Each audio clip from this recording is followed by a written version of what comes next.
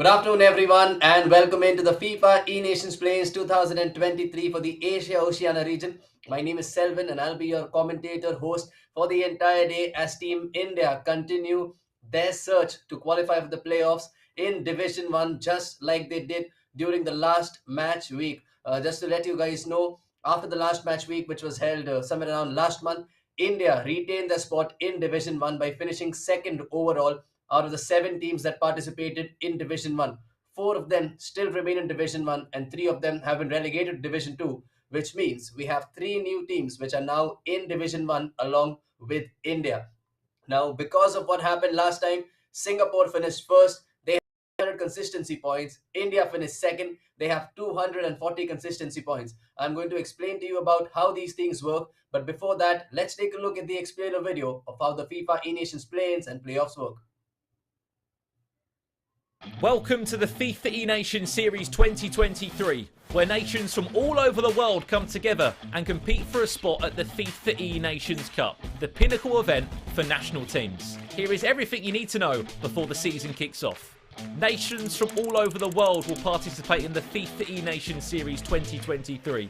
These nations will be split into 5 different zones for qualification. The FIFA E-Nations Series begins with the FIFA E-Nations 2023 play-ins. All participating member associations from the 2022 season are invited to take part in the play-ins. Top nations from this stage will qualify for the playoffs, the final stage before the FIFA E-Nations Cup. Those that don't make it through to the playoffs move on to the FIFA E-Nations Online Qualifiers 2023. Here they'll compete against other nations participating for the first time in the FIFA E-Nations series for the remaining spots in the FIFA E-Nations playoffs. The FIFA E-Nations playoffs are played within their respective zones. Teams will compete for the 23 spots to qualify for the FIFA E-Nations Cup, where they'll join the host nation. The FIFA E-Nations Cup takes place in the summer of 2023, where 24 nations compete for national pride and the chance to become the #1 national team in the world. Follow all the action on FIFA.gg. Welcome to the Bella Arena, the biggest FIFA event on the planet, the final trophy they all want to win. This is the big one. Here we go. The most prestigious event on the FIFA calendar.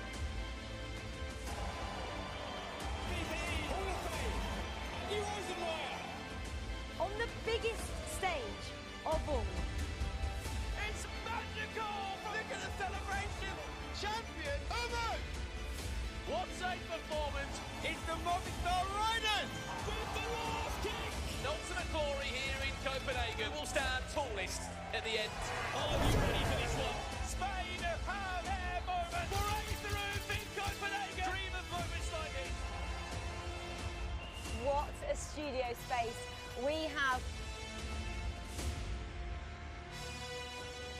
3-0 they lead by!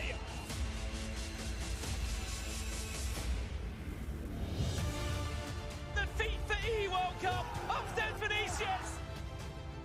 That is a way to win a game. What a moment!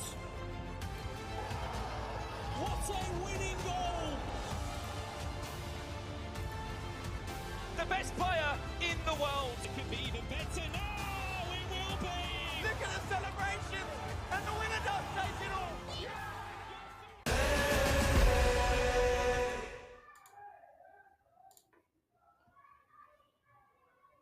Well, that was the explainer video, and also we took a preview at how the FIFA E-Nations looks like, the madness that happens at the main event.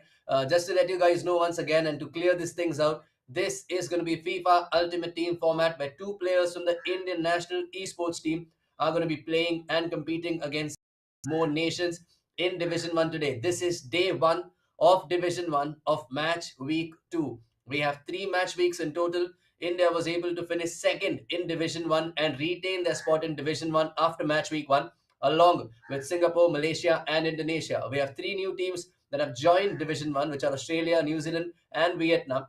And today we'll be having 6 games, one after the other, against all these teams on home and away servers. We have FIFA Ultimate Team, which means we will not be playing with the Indian national squad, but two players, competitive players from India, will be playing with the Ultimate Team squads that have been given against Ultimate Team squads of other nations. Let's take a look at the fixtures for the day, and it will be easier for us to understand how the situation is going to be turning out. And let's just hope that India has a great day. I'll also explain you guys about the consistency points and about the format of this FIFA E-Nations play-ins in order to qualify for the playoffs as soon as we have the fixtures on screen. So without wasting any time, let's take a look at today's fixtures. And here we go, guys. The first game is going to be India versus New Zealand, which is going to be kicking off in the next 5 minutes. The next game is going to be Indonesia versus India at 3 p.m. IST. India versus Australia, who've already won their first match today. Vietnam versus India will be the next game. After that, we'll be having India versus Singapore. Now, this is going to be a blockbuster game, the 441, because Singapore and India are the top two favorites of this group and the two heavyweights, if I could say. And then we'll be having Malaysia versus India. Now, New Zealand, Australia, and Vietnam have been promoted from Division 2 to Division 1. That means they were the ones who finished top 3 in Division 2 during match week 1. And the rest of the four teams in this group, India, Indonesia, Malaysia, and Singapore, stayed in Division 1 for finishing top 4 out here. That means this is going to be a great game. And to start against New Zealand is going to be a great boost for Team India. New Zealand have already lost their first game, and India can go into the game on their home server, hopefully, I'm assuming, with some massive confidence. And just before we get into the game, I'm just going to tell you about the squads that we have for this tournament. Now, just to let you guys know, since this is FIFA Ultimate Team, we have three type of players that are available to us: key players, drafted players, and open pool players. I'm going to explain to you what these means. Now, key players, Ronaldo, Rod Hullet, and Kylian Mbappe, are those which have been chosen by our team before the draft procedure was done with regards to selecting the players. But these players are also available to other teams for playing. Drafted players: Kevin De Bruyne, Neymar Jr., Kyle Walker, Ferland Mendy, Federico Valverde, and Anthony Rudiger, are assigned specially to Team India, and you will not see them with any other team in Division 1. The remaining ones, which are not key players and drafted players, are open pool players, which are available for everyone to choose and can be available in multiple teams. And these players for our team are on your screen right now: Koulibaly, Vidic, Rafael Leao, Bellingham, Van der Sar, Ibrahimovic, Cantona, Gareth Bale. Of course, he's not a footballer anymore, but in FIFA Ultimate Team, you can also have legends: Andrew Robertson, Ashley Cole, Ricardo Carvalho, Donnarumma, Courtois, and the goalkeeper Mendy. So this completes the FIFA E-Nations Play-ins 2023 squad for day 1 of match week 2. Key players, drafted players, and open pool players. Now every team has a different set of players. They have different set of key players, they have different set of drafted players, and they have different set of open pool players. And these are the ones that India will be playing with. Now I can see the chat. I know you all are excited to see a lot of Indian football names, but since this is FIFA Ultimate Team, I would request you all to understand that we have to look at the highest rated players, at the available players, and also at the players that fit in the play style, the tactics, the formations, and everything that these two players who will be playing for India will be choosing. So these are the ones. Let's take a look at the coming up screen. Right now, there is a practice game going on between Team India and a friendly game going on for that matter. The game between India and New Zealand will start anytime soon. We need to see those chats. I mean, we need to see those flags in the chat. Also, happy Republic Day to everyone who's watching here from India and who's supporting us out here. This is possibly the best day for Team India to be competing and to represent their nation. I think we're all proud to be Indians, and I would love it if you all could spam the Indian flag in the chats. And let's be very respectful to the opponents, to everyone that we play against. And let's keep supporting for Team India. Every time we score a goal, every time the goalkeeper makes a save for Team India, let's make sure that we have words like "Come on India," "Bleed Blue," or the Indian flag, or blue hearts in the chat. And I'm sure you guys are going to transmit the energy that we are going to be needing to qualify for the next stage. I mean, to make it through in Division 1 for the match week 3. Let's just wait for the teams to get ready, and I'll be back with you as soon as the game starts.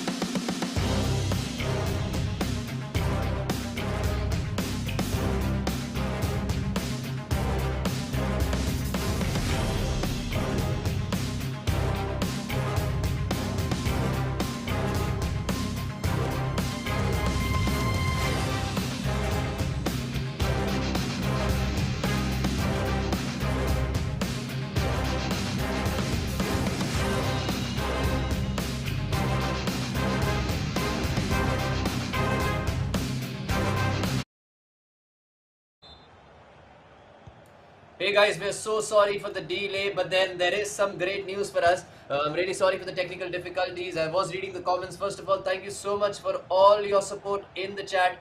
It really means the world to these Indian E-Tigers who are playing right now. It's India 1, New Zealand nil at the end of the first half.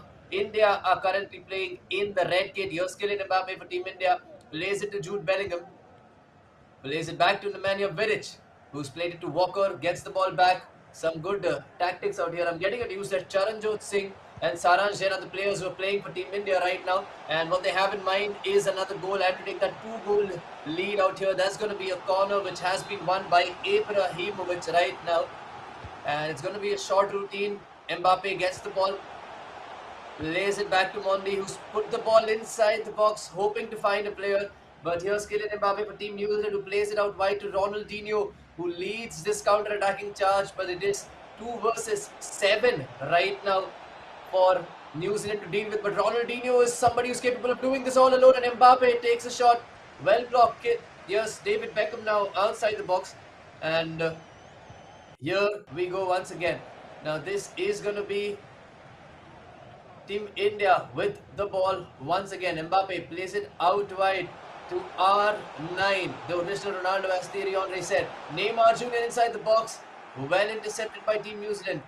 Zanetti with the ball. Tried to play it out wide to Beckham. And has played it back to Van der Sar right now. Militao back to David Beckham. To the injured Jude Bellingham right now, who's given the ball away to Ruud Gullit, and he has some space. R9 takes a finesse, does not really connect well. Ibrahimovic can score some amazing goals, capable of doing crazy things both on and off the field, but this time loses the ball out. And Ronaldinho now for Team New Zealand. Ibrahimovic wins the ball back, plays it to Bellingham. India slowing things down out here. Kyle Walker on the far side, looking to find some options. Here's Bellingham inside the box. That's going to be a beautifully taken goal by Jude Bellingham. Brilliant skill, brilliant control, brilliant finish. Let's see Team India's chants, Team India's flags in the chats. Let's see those blue hearts from you guys. Brilliant goal from Team India to get themselves in the driver's seat, to get 3 points from this game. Just to remind you all, this is match week 2, day 1 of Division 1 of the FIFA E-Nations Play-ins 2023. India versus New Zealand is the first game, and this is gonna end in 90 minutes irrespective of what happens. But here's New Zealand trying to take a shot, but good goalkeeper movement out there. Courtois well aware, and that is something great. I've also got an update that we're playing on a neutral server currently. It's the Singapore server, and JMK King and Noja are the players who are playing for New Zealand, whereas Charanjot Singh and Saransh Jain are the ones who are playing for India. And right now 2-0 is the lead for Team India with 20 in-game minutes left to play. Team India would be looking to close this game down and not give away any goals. I mean, I'm sure you guys have seen the World Cup finals.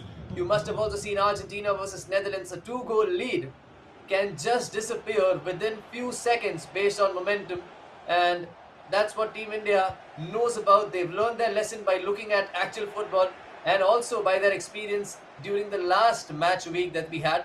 Just to let you guys know, it was Team Singapore who finished first in Division 1. India finished second. Malaysia and Indonesia were the next teams that were there, which is why we are still in Division 1. But right now, here is David Beckham trying to do something for New Zealand, but can only manage a corner for now. And that's going to be a pause cued by both these teams to try and see what changes can be made. Of course, India would prefer the things to be a little defensive right now. And just to let you guys know, we also have this goal difference which can come in handy later on after all the matches are played, considering that if there is any team which is level on points and also has a draw against each other or has the same head-to-head score, the goal difference is the parameter that's going to decide what is going to be taking place next. And we're getting back into the game right away without wasting any further time. It's a corner from New Zealand who've made some changes. One of them is Garincha, who's on the field. R9 for New Zealand can only win a throw-in. Trent Alexander-Arnold now with the throw-in, plays it to R9, who's lost the ball to Gareth Bale, who now has won a throw-in once again. Mondi plays it back safe to Rudiger, who plays it to Courtois. Vidic as safe as you like right now by Team India. They know New Zealand are going to come all guns blazing in these final 15 in-game minutes.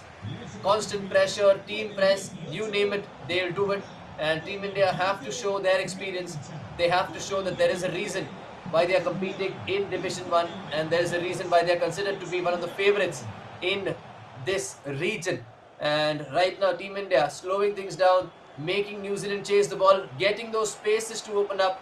Gareth Bale inside the box, trying to take a shot, but well defended, well blocked. But that's a corner, and that is something that works for Team India right now. Short corner to avoid a counter.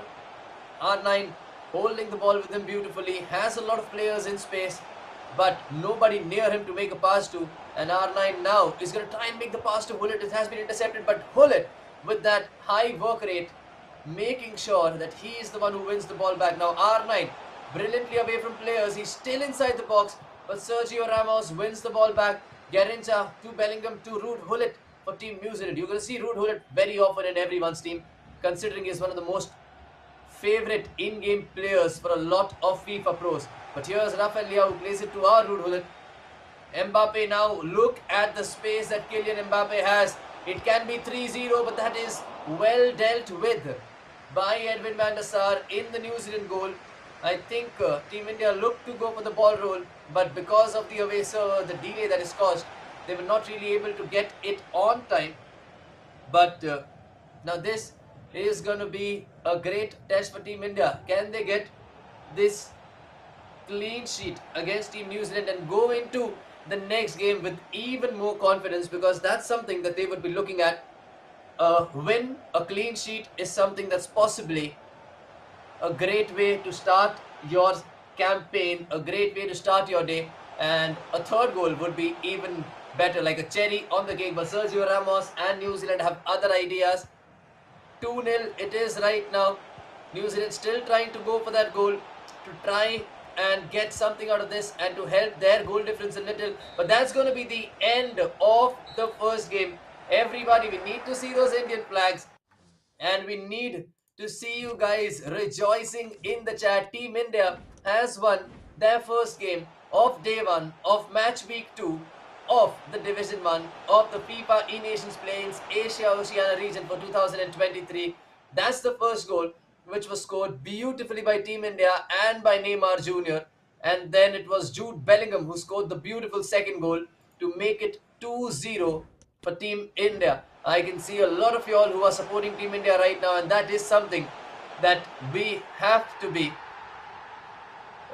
ready about, and that is the support that we are looking at from you guys. Just look at the goals once again. The goal, of course, both these goals, high quality goals scored by two high quality FIFA players and two high quality football players as well. And that is something that you can expect throughout the day, because Team India, of course, well prepared to keep themselves alive in Division 1 and to make their place into the next match week, also to seal qualification. Now, I'm also getting the news that very soon we will be having another E-Tiger from the Indian e-football squad. Janasir FC will be joining us very soon. He'll be available to chat with us. He'll be available to talk to us. You can ask him questions in the chat about how it feels to be a part of the Indian squad. How do you get into the Indian squad? How is it difficult from representing an organization or to represent your country? But right now, once again, everybody, Team India has made a winning start to day 1 of match week 2 of the FIFA E-Nations Playings 2023 for the Asia and Oceania region. Just to let you guys know, the game was played on an away server against a team that got promoted from Division 2. We'll be looking at the fixtures that are going to be coming up, because coming up next, we have a team from Division 1 that is going to be playing up against India. Without wasting much time, let's take a look at the remaining fixtures for the day. We still have 5 more games left, including Malaysia, Indonesia, Australia, Vietnam, and Singapore. And the next game, of course, we had 2 draws against them in the last match week. That was Indonesia, and Team India would be looking to break that draw jinx against team. And this is going to be really crucial, considering that both these teams know the importance of staying in Division 1 and also know how tight the game is going to be. And I think Jenna Sid is going to join us, very soon. In the meanwhile, you can ask your questions for Genesid in the chat, and you can keep supporting Team India as well. That's amazing stuff. I can see the support that you can that you are giving to Team India, and that is really, really, really appreciated. The next game is going to be between Indonesia and Team India at 3 p.m. And I'll see you on the other side once the game starts, along with Genesid.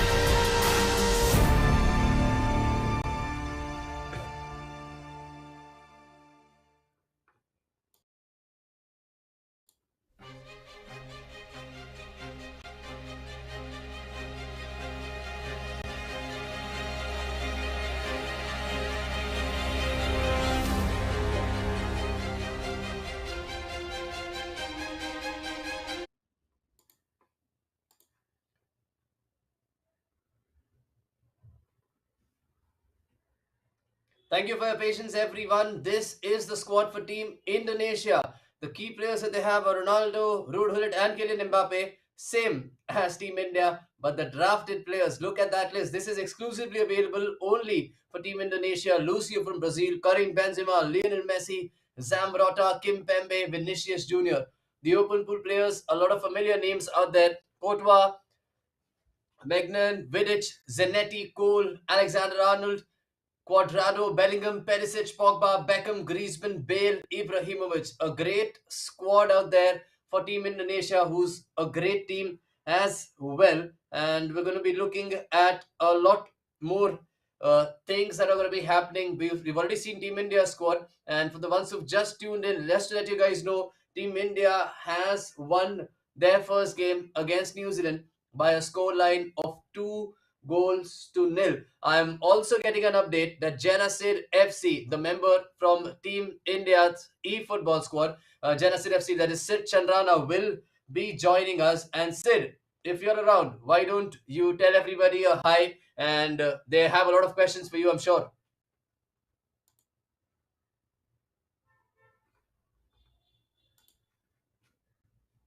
Okay, I'm trying to reach Sid, but right now, guys, if you have any questions for Genasid FC, he has played for Team India at last year's FIFA E-Nations finals, the grand finale which happened at Copenhagen. He was a part of the team that qualified till the FIFA E-Nations, and he has been a regular in Team India as well. So if you guys have any questions for him with regards to how it works when it comes to FIFA, with regards to how it works, with regards to qualifications, with regards to how it works, with regards to a lot more things about Team India and about FIFA, feel free to ask him. He's been a part of Mumbai City FC. He's been a part of Mesut Ozil's FIFA team, and he's been a part of some top organizations throughout this world. The next game of India and Indonesia, I'm just getting an update, is going to be on the away server, which is the Singapore server. That means India may experience a little delay, may experience a little lag, but these guys are used to it, and I'm not really giving any excuse for any reason whatsoever for this happening. But as I speak, I'm just waiting for Sid to join us, and I'm also waiting for the game to start. Please do not go anywhere. The match is going to start anytime soon, and you guys can go ahead and ask your questions for Genasid FC.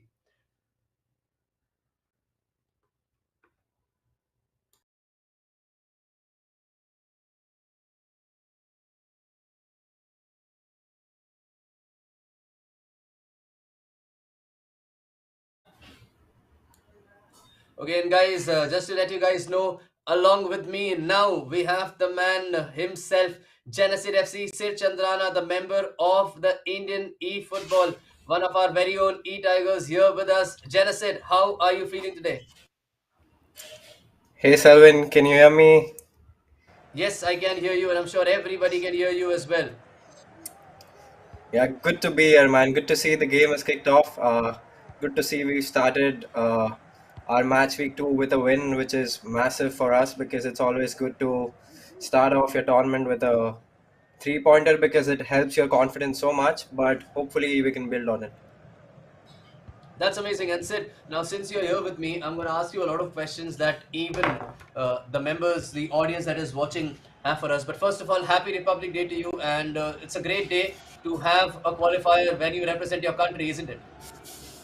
Yeah, happy Republic Day to everyone. You know, it's always an honor to play for the country. And I remember I was with CJ same date last year to play the FIFA Nation Series. So it's always an honor and a thing of privilege to play for your country when it matters the most.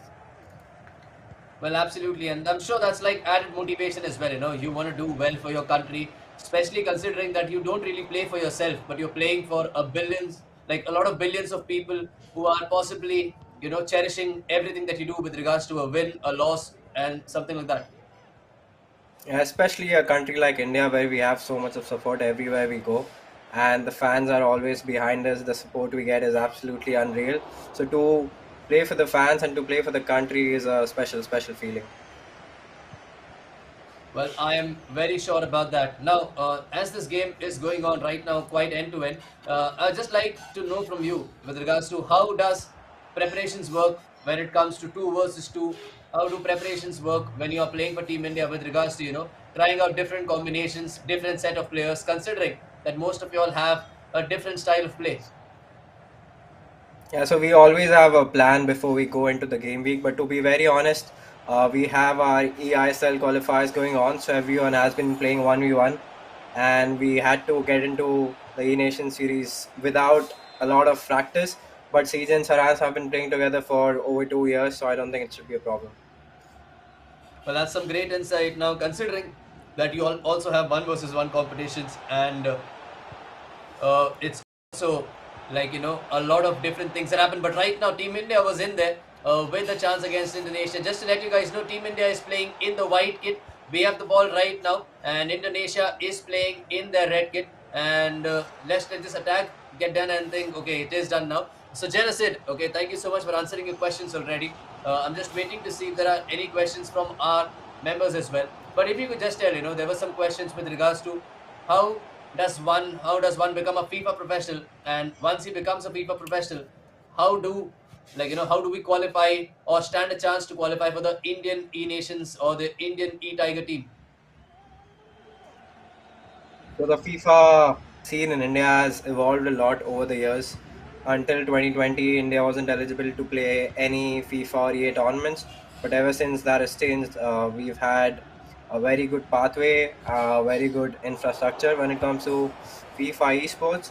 So for the national team, AIFF always has an open challenge, which is for every single one who wants to participate and become an e-tiger. So you have to go through the ranks. You have to make sure you get to the final stages and make sure you win the AIFF challenge to become a part of the FIFA E national team.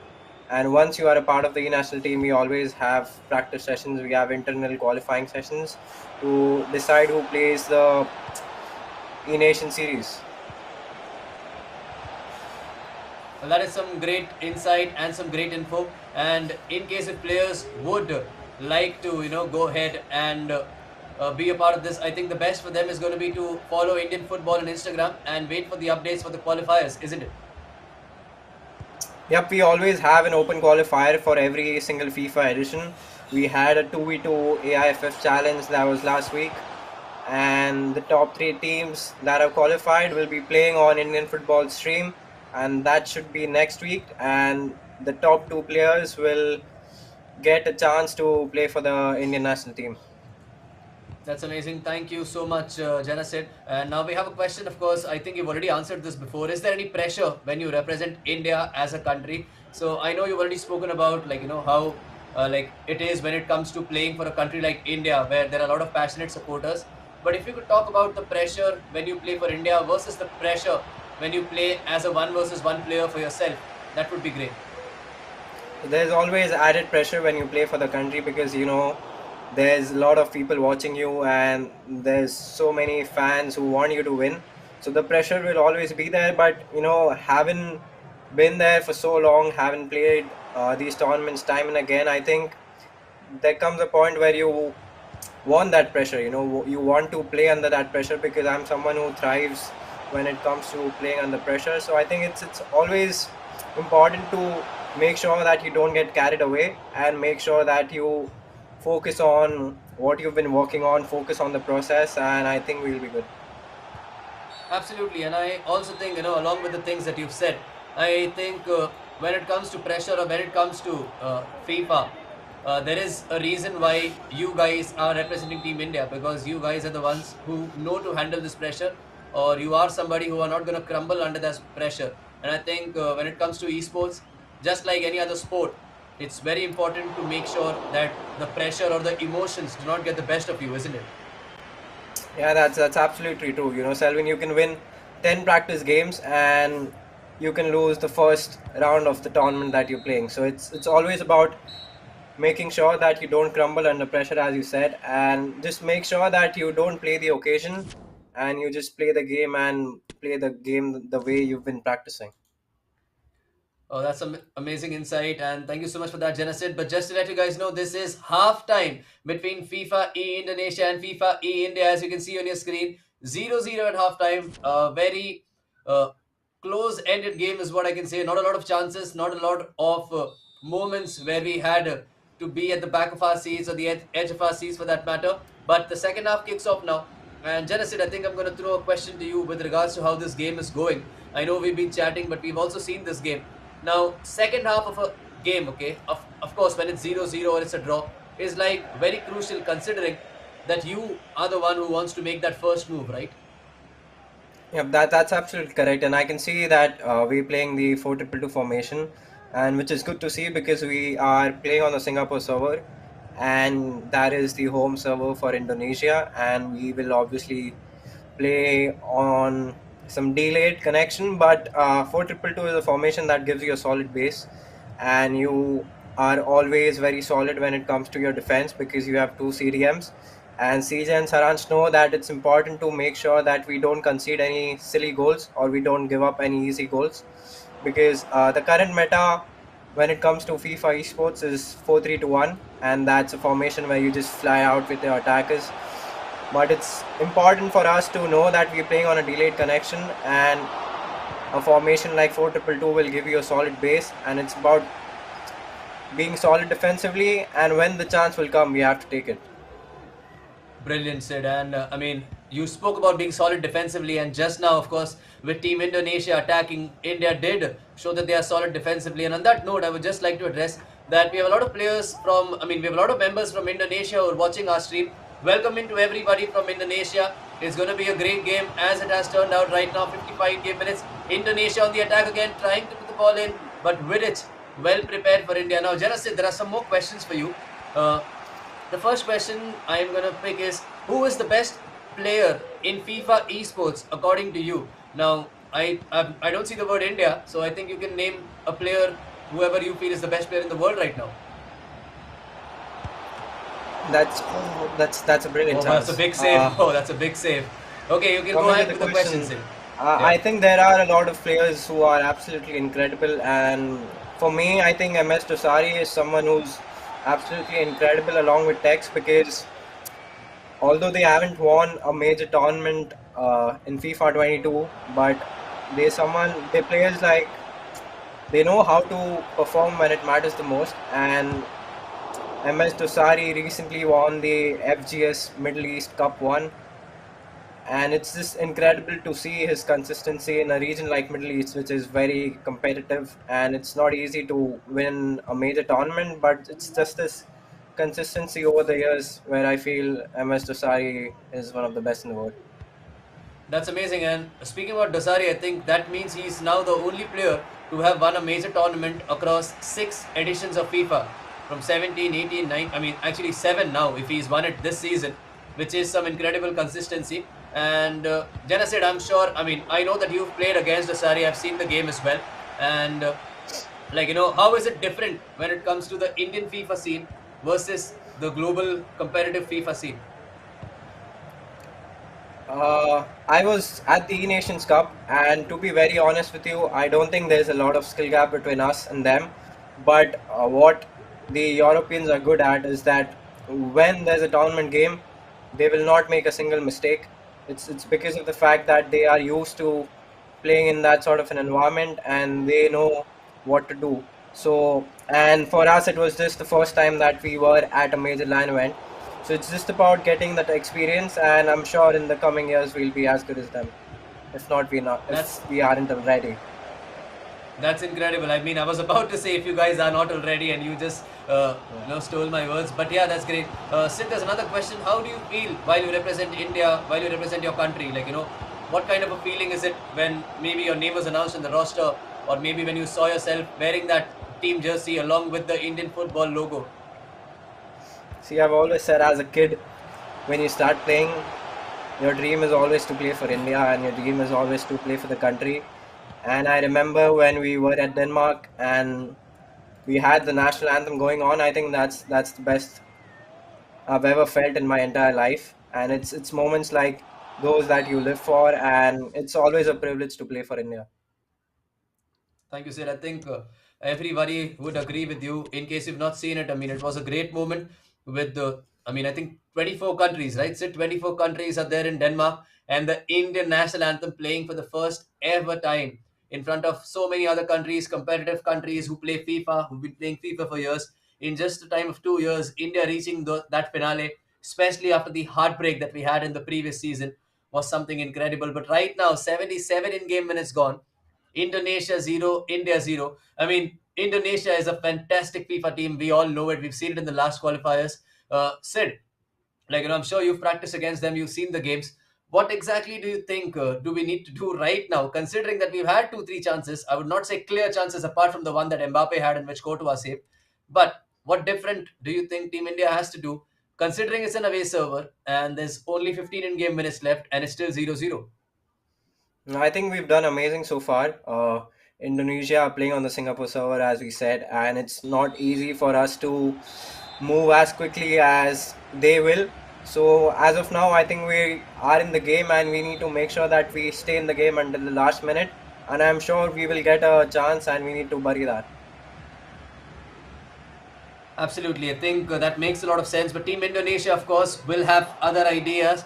I have not really seen their result from the previous game. It has still not been updated, but they would like to win this, especially considering that they're playing on their server. But Team India always ready for whatever comes their way. Here's Neymar Jr. in a lot of space out there. Plays it out wide to Mondi, who has some passing options. One of them is Hullet. Plays it to Bellingham. R9 inside the box. Is that going to be intercepted by Mbappe? What a moment out there, Sid. I'm sure you thought this is it. This is going to be the moment for Team India, isn't it? Yeah, that was it. As I said, I knew we were going to get a chance. Indonesia are going to play for the last attack here. They know they want to make sure that they get the last attack. They'll try and keep the ball, make sure to drag the players out. But I think CJ and Sarans are experienced enough. They know they'll have to be strong, and that's it. We have the ball. We need to capitalize yourself. That's great. Okay, there's another question. What is the roadmap of this tournament? I'll just address that right now. So what's happening right now is this is match week 2, day 1. We have 3 match weeks in total, out of which the team that finishes on top after the match week 3 will qualify directly for the FIFA E-Nations playoffs, and the team which has the most consistency points after the team which has finished top will be the second team to qualify. And our idea is going to be to qualify in these two spots by either finishing first at the end of match week 3, day 2, or the highest consistency points. But right now, every point matters, and Team India going all out to make sure that they get this win. I think Indonesia playing it smart here. They know they won that last chance, and Ruud almost intercepting the ball. But fair play to Indonesia. I mean, I'm sure India would have done the same thing, and they're going to try and go for that last chance, and that I think is going to be the end of the game. It's 1-0. It's 0-0, which means it's 1 point shared between these nations once again. And Sid, I think this is the third time that Indonesia and India have met, and all 3 times we've not had a winner, which is pretty crazy considering that these two teams possibly know each other so well that they are cancelling each other out. Yeah, Indonesia are a great team, and I think that's a very good result for us considering we were playing on the Singapore server. And like you said, we had to make sure that we don't give away easy chances because it's not easy to come back after you concede in an away server game. So I think that's a very good result for us. We will obviously play Indonesia on Mumbai, which is our home server, and I'm sure we'll be good enough to score at least 3 or 4 in that game.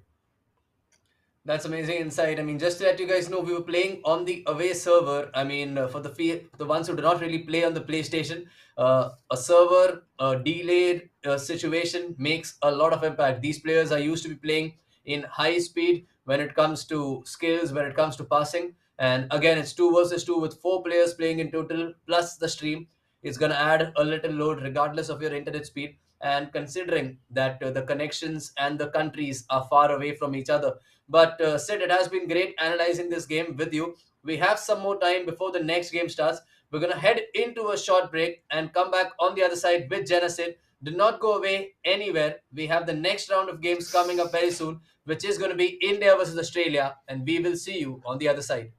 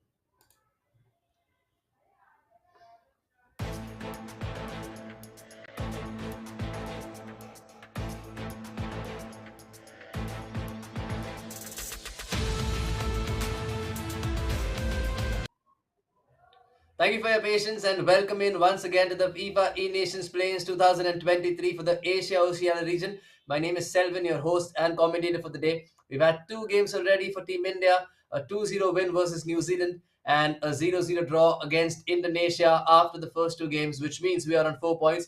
We're going to be showing you the table anytime soon once it is updated. But the next game is going to be against Team Australia, who have Dylan Campbell and Mike J playing, and this game is going to be played on a neutral server. Let's take a look at the squad for Team Australia and discuss the squad as well before the match starts. It's going to be an incredible game considering that Australia have won a game in this day already and they have been promoted from Division 2 to Division 1, which means they are looking for an opportunity to somehow get those 3 points and to stay in Division 1. But look at that list of players out there. Key players once again: Ronaldo, Hullet, and Kylian Mbappe for India and Australia both. But the drafted players, the ones only available with Australia, are Christopher Nkunku, Zinedine Zidane, Rafael Varane, Jairzinho, Davies, and Tomori. These are going to be something. I mean, these are going to be some great players, and Australia, of course, for sure know how to use these players well. And the open pool players, as you can see on your screen: Butland, Van der Sar, Trent, Vidic, Bale, Bellingham, Zanetti, Perisic, Traore, Robertson, Ibrahimovic, Cantona, Gomez, and Hugo Sanchez are the ones who are going to be representing Team Australia in this squad. We're just waiting for for the tables to be updated, and we will show you the tables once they are updated as well. The match is going to start any time soon, but before that, just to let you guys know, this is a group stage format, and when it comes to a group stage format, it's always and always going to be 90 minutes, irrespective of the results.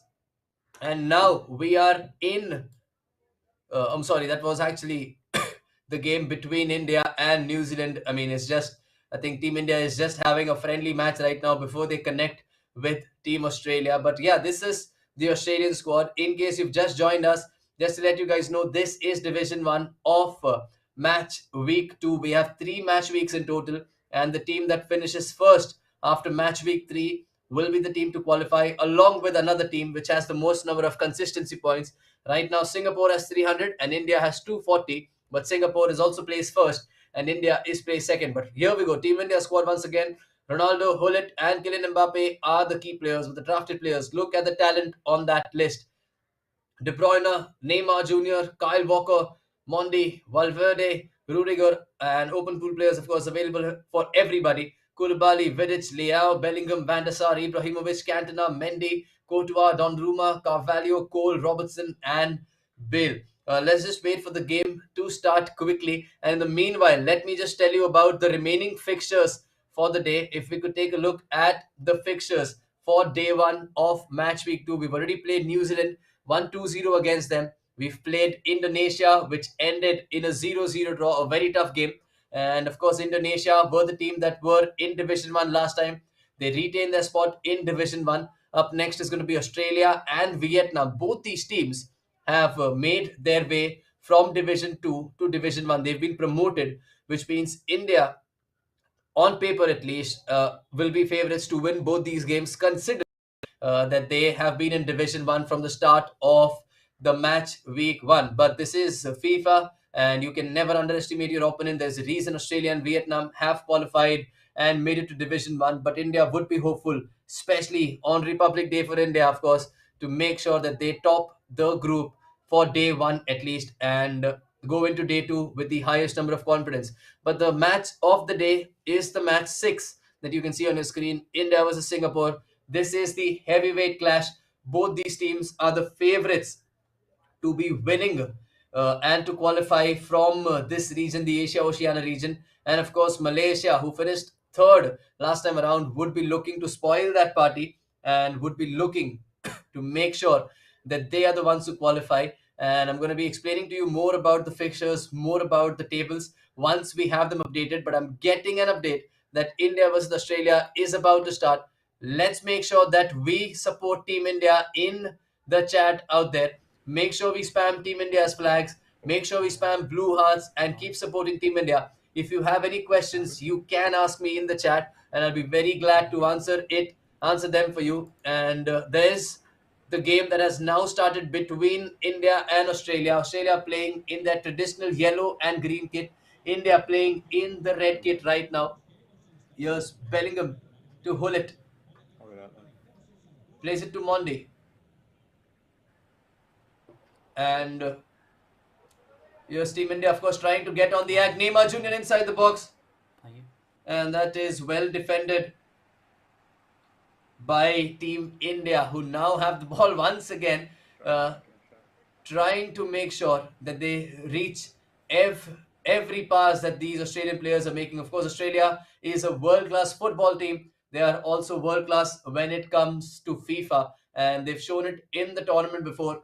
And here is Team India once again with the ball, waiting for Australia to come out of that area. Look at those players, all of them defending right now. They know how good Team India is, and Team India will need to do something very special to get that goal, and that's what I'm talking about. Rude Hullet making the special look ordinary out there. Beautiful stuff by Team India, breaking the resilience of Australian defenders, making sure that they found a way through that wall that Team Australia had. 1-0 already, and that's going to be a massive blow for Team Australia and a big confidence booster for Team India, who've now defended the ball and made sure that it's only a goal kick.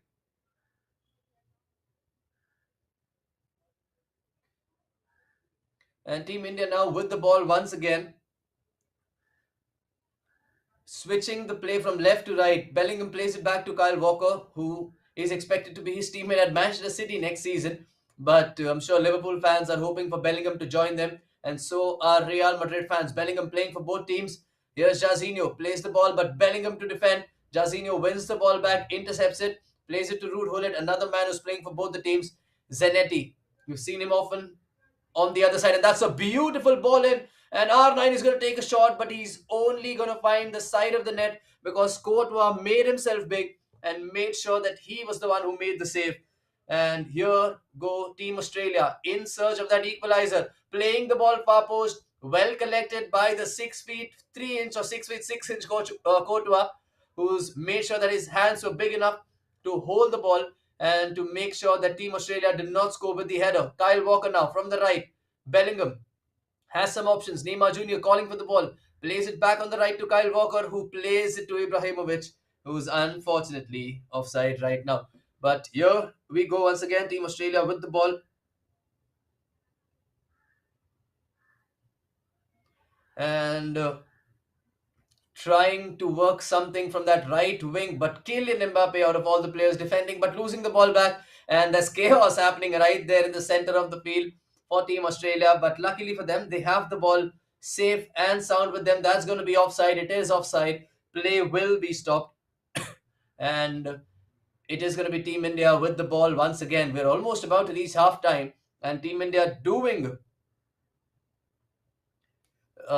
of course, doing what they came to do here with that goal. And I'm just getting an update that we're going to be joined again by Genocid. So if you have any questions for him, this is going to be a great time to ask it. So Genocid, what was your take on the first half that was played right now?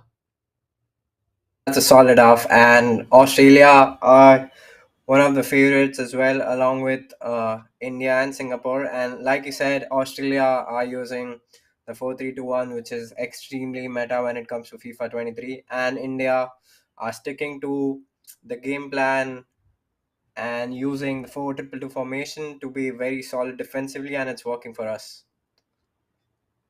That's amazing, and I think now that you know how is it going, like with regards to this game, we can clearly see that India is looking to be like the better team in this game, considering that we're also playing on neutral servers, but can never take any team lightly. There's a reason Australia have made it to Division One, and another goal out here should be ideal, isn't it?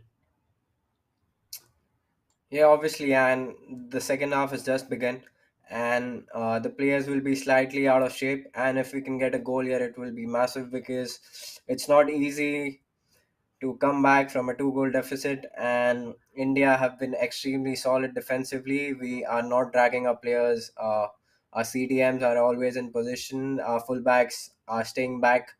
And I think if India can get a goal here, it should be 3 points for us.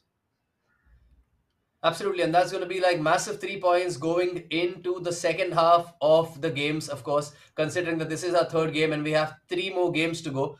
But right now, Sid, of course, Australia is going to be looking for the equalizer, which means there are going to be gaps that will be opened up in defense and midfield.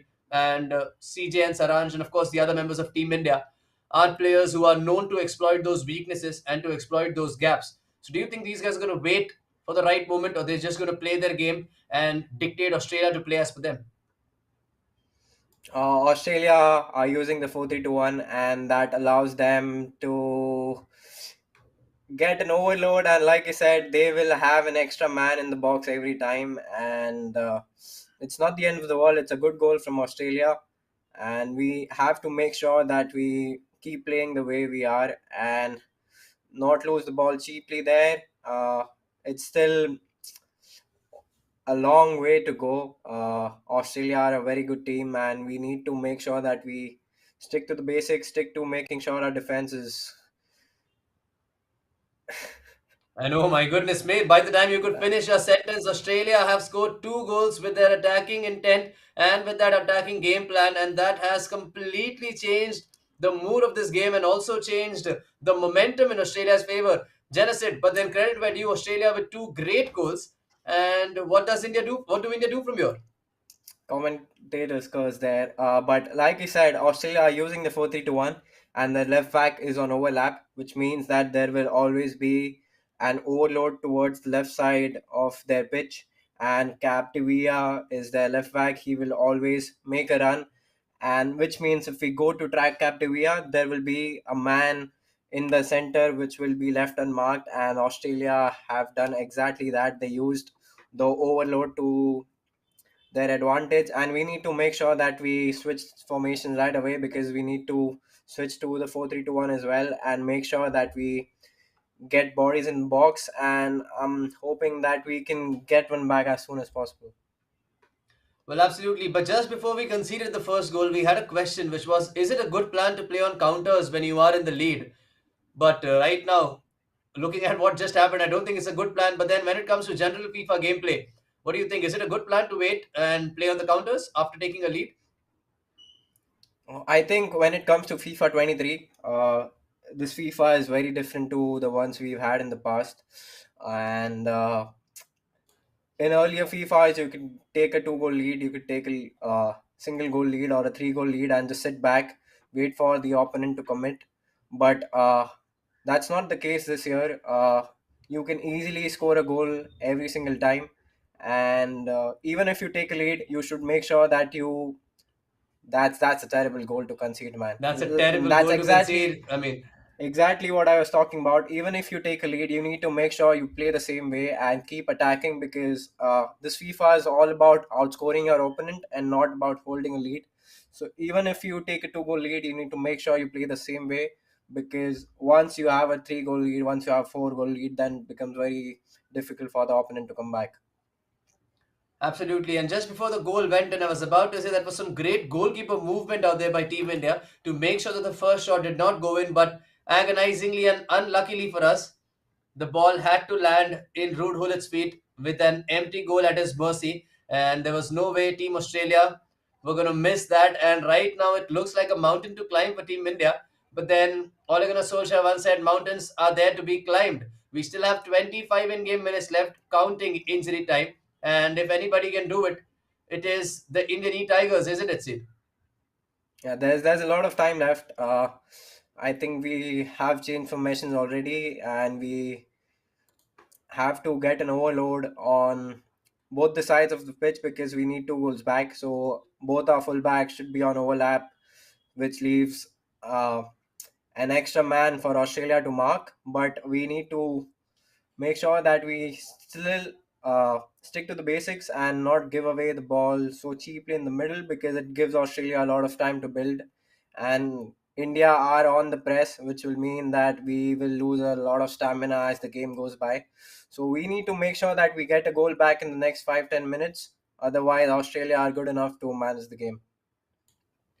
Well, absolutely. And now that they're playing on constant press and team press, of course, That means a lot of spaces will open up for Australia, and India have to take this chance. R9 inside the box. There's no space whatsoever, but Hullet has hit the upside, the upright of the post and the crossbar, and that still is not in the back of the net. R9 still trying to get the ball back. Hullet trying to get the ball back. Still with R9. Now that's going to be a shot, but that's easily saved out there by Butland. But my goodness, what a run of play that was. A goal there would have shifted the momentum in Team India's favor, right? That is extremely unfortunate, but we had to take the shot there when R9 had the ball.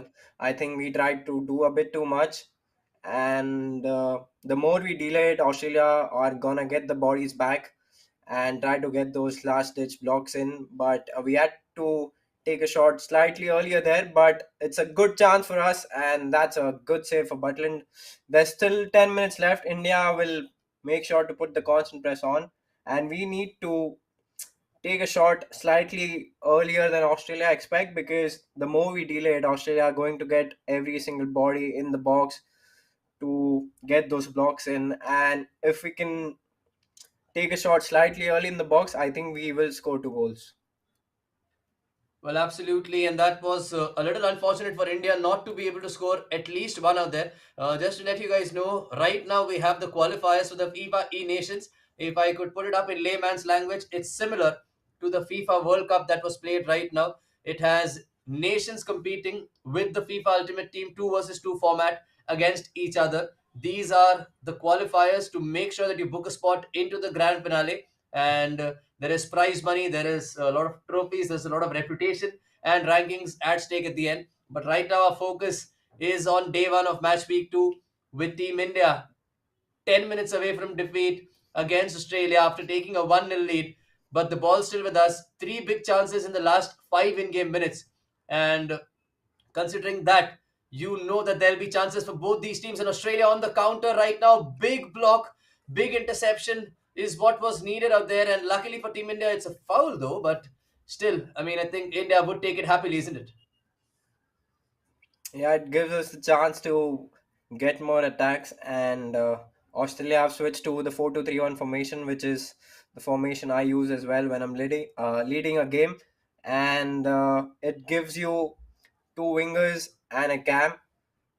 So that means if India are pressing, Australia will always have an outlet to go to, because it's not easy to get out of a constant press.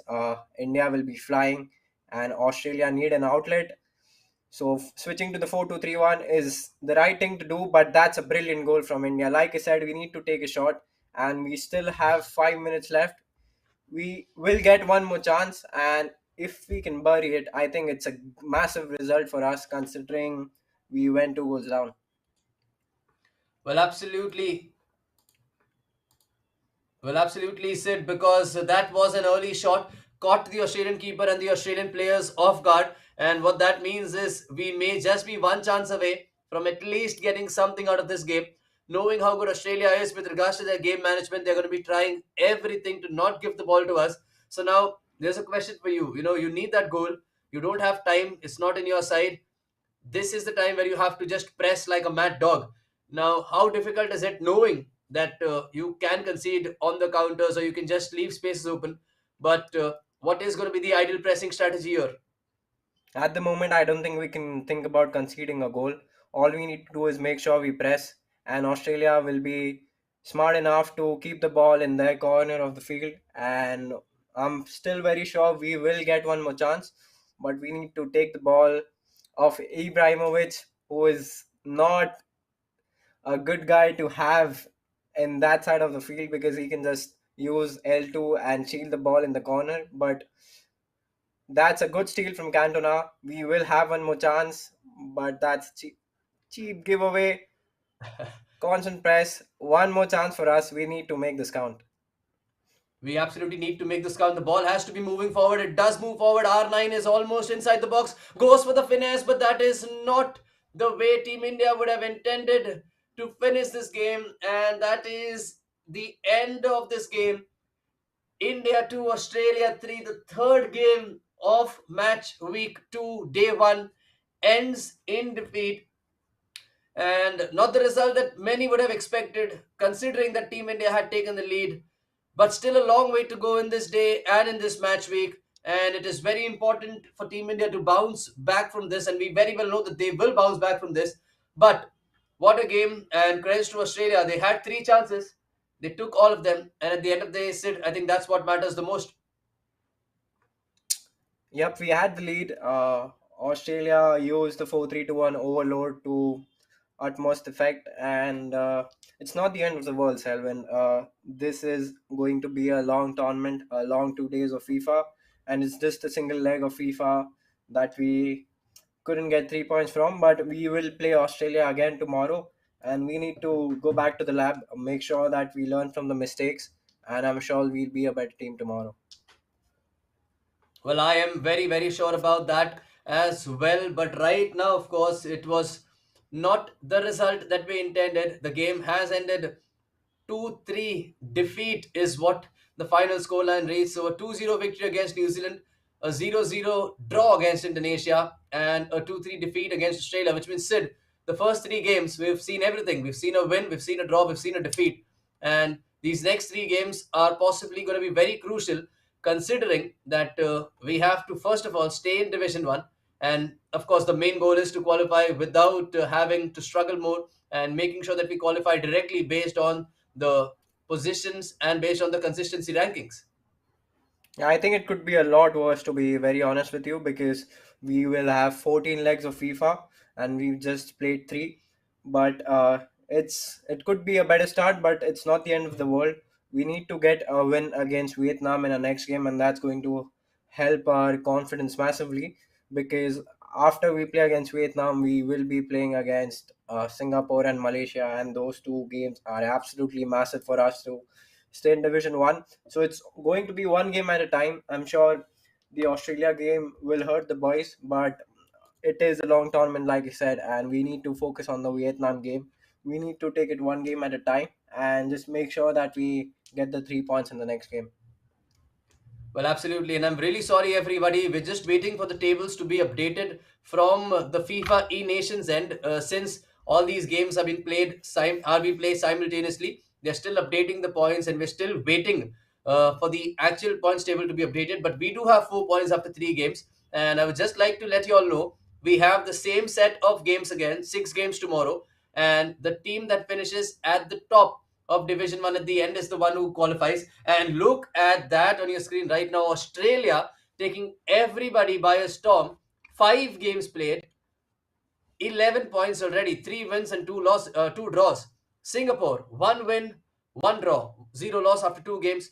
Indonesia, three wins, just like India. They're at 1-1-1 with 4 points. Malaysia, the same way. I mean, of course, these three teams were in Division 1. New Zealand not having the best of days, but they've won a game.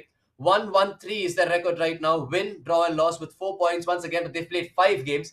Vietnam have not had the ideal start, and they're going to be playing India next. And India, of course, need to bounce back against them, considering that they've played three, 1-0, drawn one, and lost two.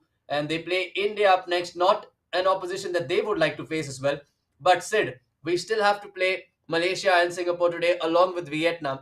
That's going to be like a massive, like, that's going to be two massive games for Team India. And I have a feeling a lot of them is going to depend on what happens in the game versus Vietnam now.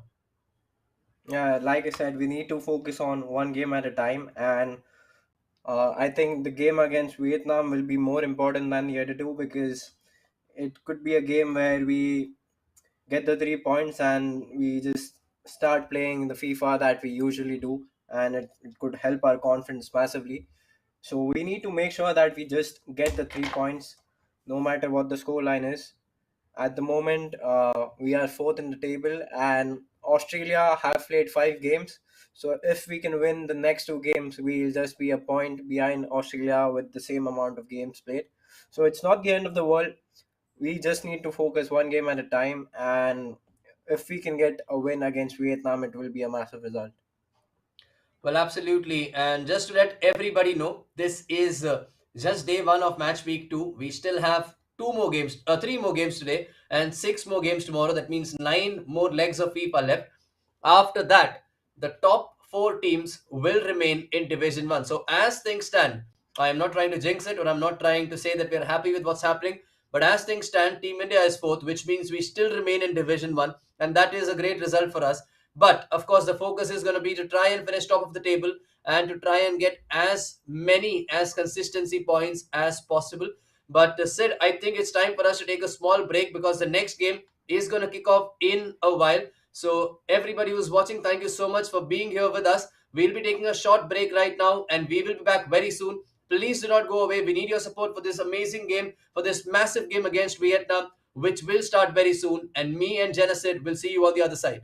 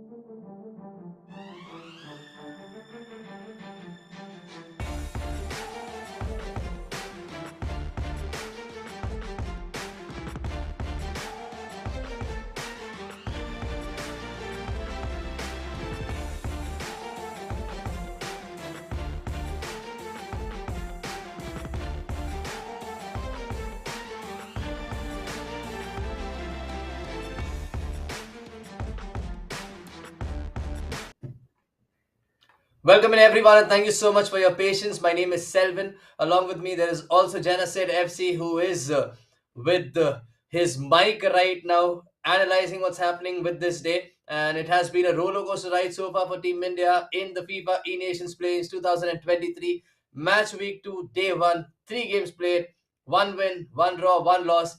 Not something that we would have thought of, but we can't really change the result. But what we can change is what's going to happen in the next 3 games today and the 6 games that will be played tomorrow. It's going to be a great 9 games that are going to be there. And the next game, of course, is versus Vietnam. Genocide, if you're still with me, let me know what were the reactions in the group that you have for the Indian e-football e-Tigers. How were you all motivating the e-Tigers right now? Yeah, I spoke to CJ. It's a decent start, but it's not the end of the world. Only 3 games in. The result against Australia was extremely unlucky because Hullet hit the post and we were leading the game. And also against Indonesia, we had a lot of chances, but we couldn't score a goal. So we're playing well, and we just need to make sure that we keep playing the way we are. Maybe tweak the formation a little bit because 4-3-2-1 is very overpowered, and if Vietnam start with the 4-3-2-1, I think we should go and match them with a 4-3-2-1 instead of playing 4-2-2-2, which is very defensive. But in this FIFA, you need to outscore your opponent in every game. So if we can slightly tweak our formation, I think we'll get the 3 points. Thank you for that analysis, Genocide. Now, just let's take a look at the Vietnam squad that we have. This is going to be a Singapore server. That means it's going to be a neutral server for both India and Vietnam. And from Vietnam, we have Tran Nam Huang Duong, of course, and Pham Viet Tung, who will be the two players. I'm sorry in case if I messed up your pronunciation. For everybody who's watching from Vietnam, thank you so much for tuning in as well. The key players are there, as always, Ronaldo, Hullet, and Mbappe. But look at those drafted players, Sid. Vieira, Cruyff, Cafu, Cancelo, Marquinhos, and Blanc. What is your take on those players? No, I think Patrick Vieira and Cafu are the ones that stand out to me because we playing on the Singapore server, and those two guys, they are two of the best defensive players in the game. And I am pretty sure that Vieira is going to be very annoying to play against because he has those long legs and he can intercept the ball, everywhere in the pitch without you even having to control him because his AI is so strong. So Vieira is a good pick, and Cafu will be the starting right back. Cancelo is someone we can target because he's not the fastest, and he will be the left back. So if we can get Ibrahimovic in the play at the back post, putting some crosses in, I think we can target Cancelo. That's some great references that you've given with regards to which players can outmatch which players. But let's take a look at the open pool players. And finally, after 3 games, I see that name are there. Cristiano Ronaldo in Vietnam's team. Now, I am not very sure about how FIFA 23 and Cristiano Ronaldo is in this game. But then looking at the foot card, I'm sure he's overpowered as always. Like, whenever you see Cristiano Ronaldo in the opposition, what is your mindset like going into this game? Cristiano is always one of the best players in FIFA, but that's the rule breaker, Cristiano Ronaldo. And the problem is that he has only 83 pace, and he hasn't got a special card since then. Unfortunately, Ronaldo couldn't make it to the team of the year, so we won't have a boosted Ronaldo, and that Ronaldo will only have 83 pace. So I am guessing that he will start on the bench, but if he can come on and make a difference for them, I think that's a good pick.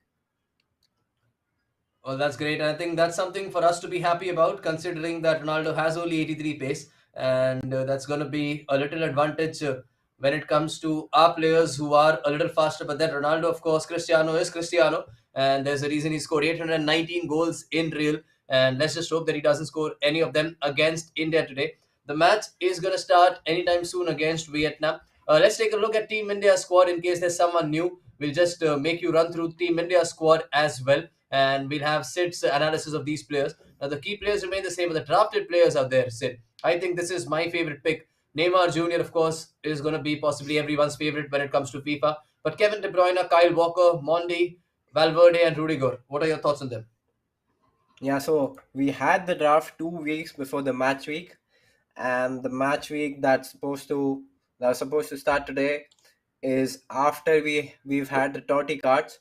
So we had to go into the draft thinking in a way that we have to take a gamble on the cards that may get a team of the year, and we got lucky with KDB because he has a team of the year. So now we can get to use the team of the year KDB, and we took a similar gamble on Neymar Jr. Unfortunately, he couldn't get a team of the year, but he is still a very good card.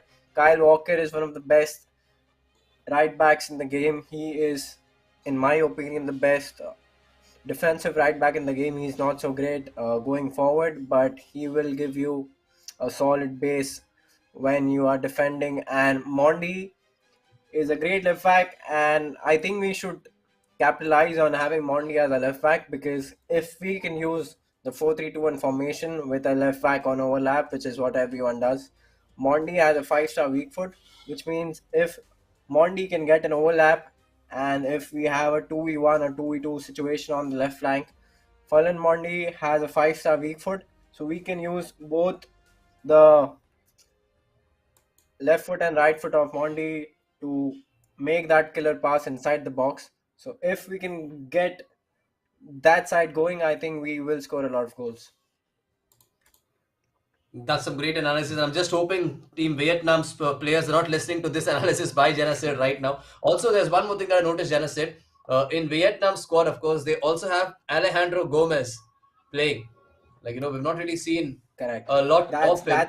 that's the part to glory Alejandro Gomez, and we Yeah. had a four star Gomez before the start of the World Cup, but and part to glory cards were put out in such a way that the more their team wins in real life, so the more Argentina wins, he will keep getting an upgrade after every round. And Argentina ended up winning the World Cup, which meant Gomez now has a 5-star, which is absolutely incredible to use.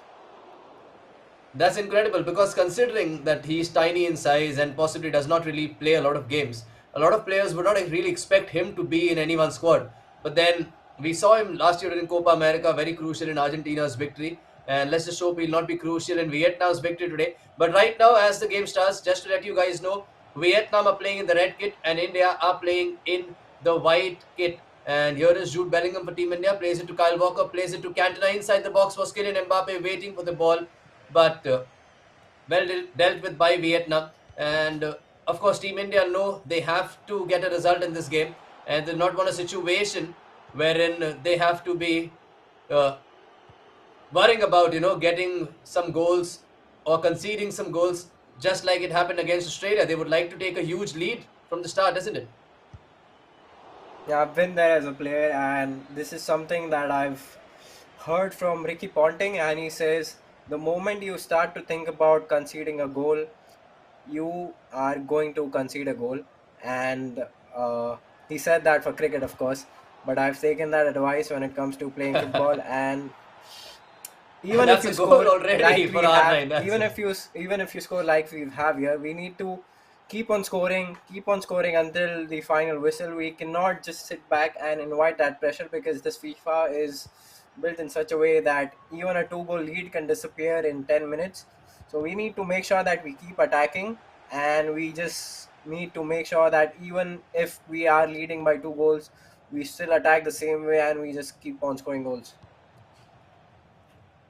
Well, absolutely. And then, I mean, it doesn't really matter how the ball goes in the back of the net. What matters right now is that the ball lands up in the back of the net. And here is Neymar Jr. once again, twisting, turning, a lot of space, but not a lot of options. But here is Mbappe now in the box. And you can see the pressure that Vietnam is feeling right now. You could actually figure out that they did not have their defense in the right position. The player switches were messed up, and Team India is going to take advantage of it. And I don't think they would like to stop after scoring one goal for sure.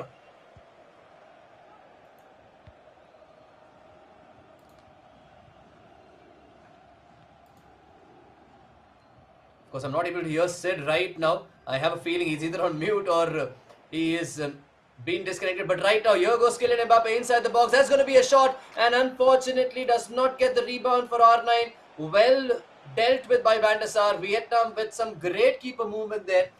They went far post, and Team India went far post as well. So that was a big save. Here is R9 though once again. Hullet with the ball now.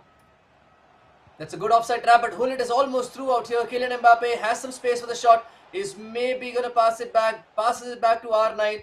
Plays the ball to Bellingham. Hullet, not a lot of space to work with. A lot of bodies out there for Vietnam inside the box. But Kylian Mbappe inside the box, and in that situation, there's only going to be one result. Kylian Mbappe in front of the goal with the goalkeeper is always going to be a goal for your team.